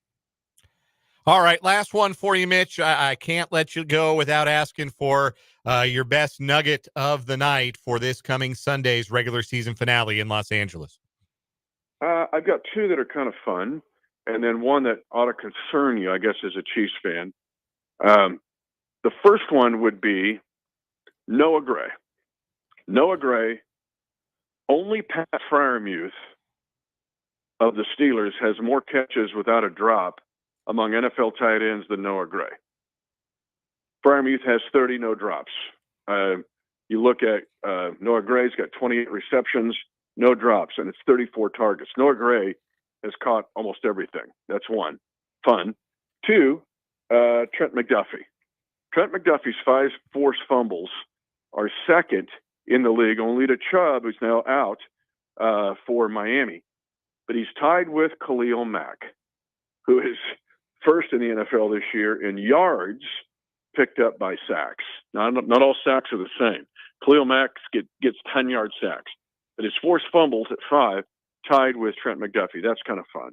The one that ought to concern, I think, the Chiefs Kingdom is the 20-point mark.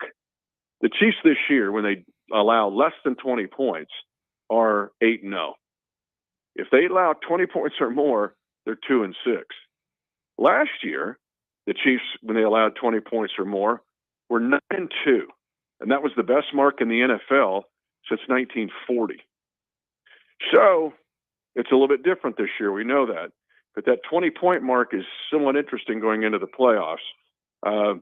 But I love the fact that Noah Gray has 0 drops on a team that has 30 and leads the league. And Pat Freiermuth is the only guy in the league with a tight end that has more catches without a drop.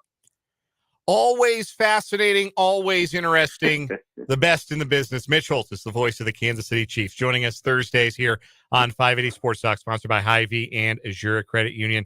Mitch, it is always a pleasure. Enjoy your trip to Los Angeles and the final week of the regular season. Thanks, Dan. I hope that probably hasn't clarified, but at least opens up some discussion of like, well, go ahead and play Kelsey, get the record, and then pull him out. It's not that easy in this game. This is not a preseason game with preseason rules. This gets real tricky with the Chiefs trying to handle this. No, you can't suit the JV, right? You got it, baby. All right. Thanks to Mitch. Okay. We appreciate it. See ya. That is Mitch Holthus. We will take one final break, but first, some breaking news. This broke while we were chatting with Mitch. We'll have much more to say about this on tomorrow's edition of the program. But Will Howard, former K-State quarterback, has committed to Ohio State. He will finish his college career as a Buckeye, telling Pete Thamel of ESPN, when I started talking to Ohio State, everything kind of lined up. I had a list of things I was looking for in terms of needing to go somewhere where there was a lot of talent around me and compete for a national championship. So Will Howard transfer saga is over. He's a Buckeye. And speaking only for me, who hates Ohio State as much as I hate any sports team anywhere, that's a bummer because I really like Will Howard and I really want him to do well. But now I just hope he loses one particular game in the month of November. The other ones, he can do great. In fact, I hope he plays great against Michigan and loses anyway, because I'm a Will Howard fan, but I can't. I wish he'd chosen differently, personally. But we'll talk a little bit more about that on tomorrow's edition of the show. Right now, we'll take one final break, come back with the final word on 580 Sports Talk.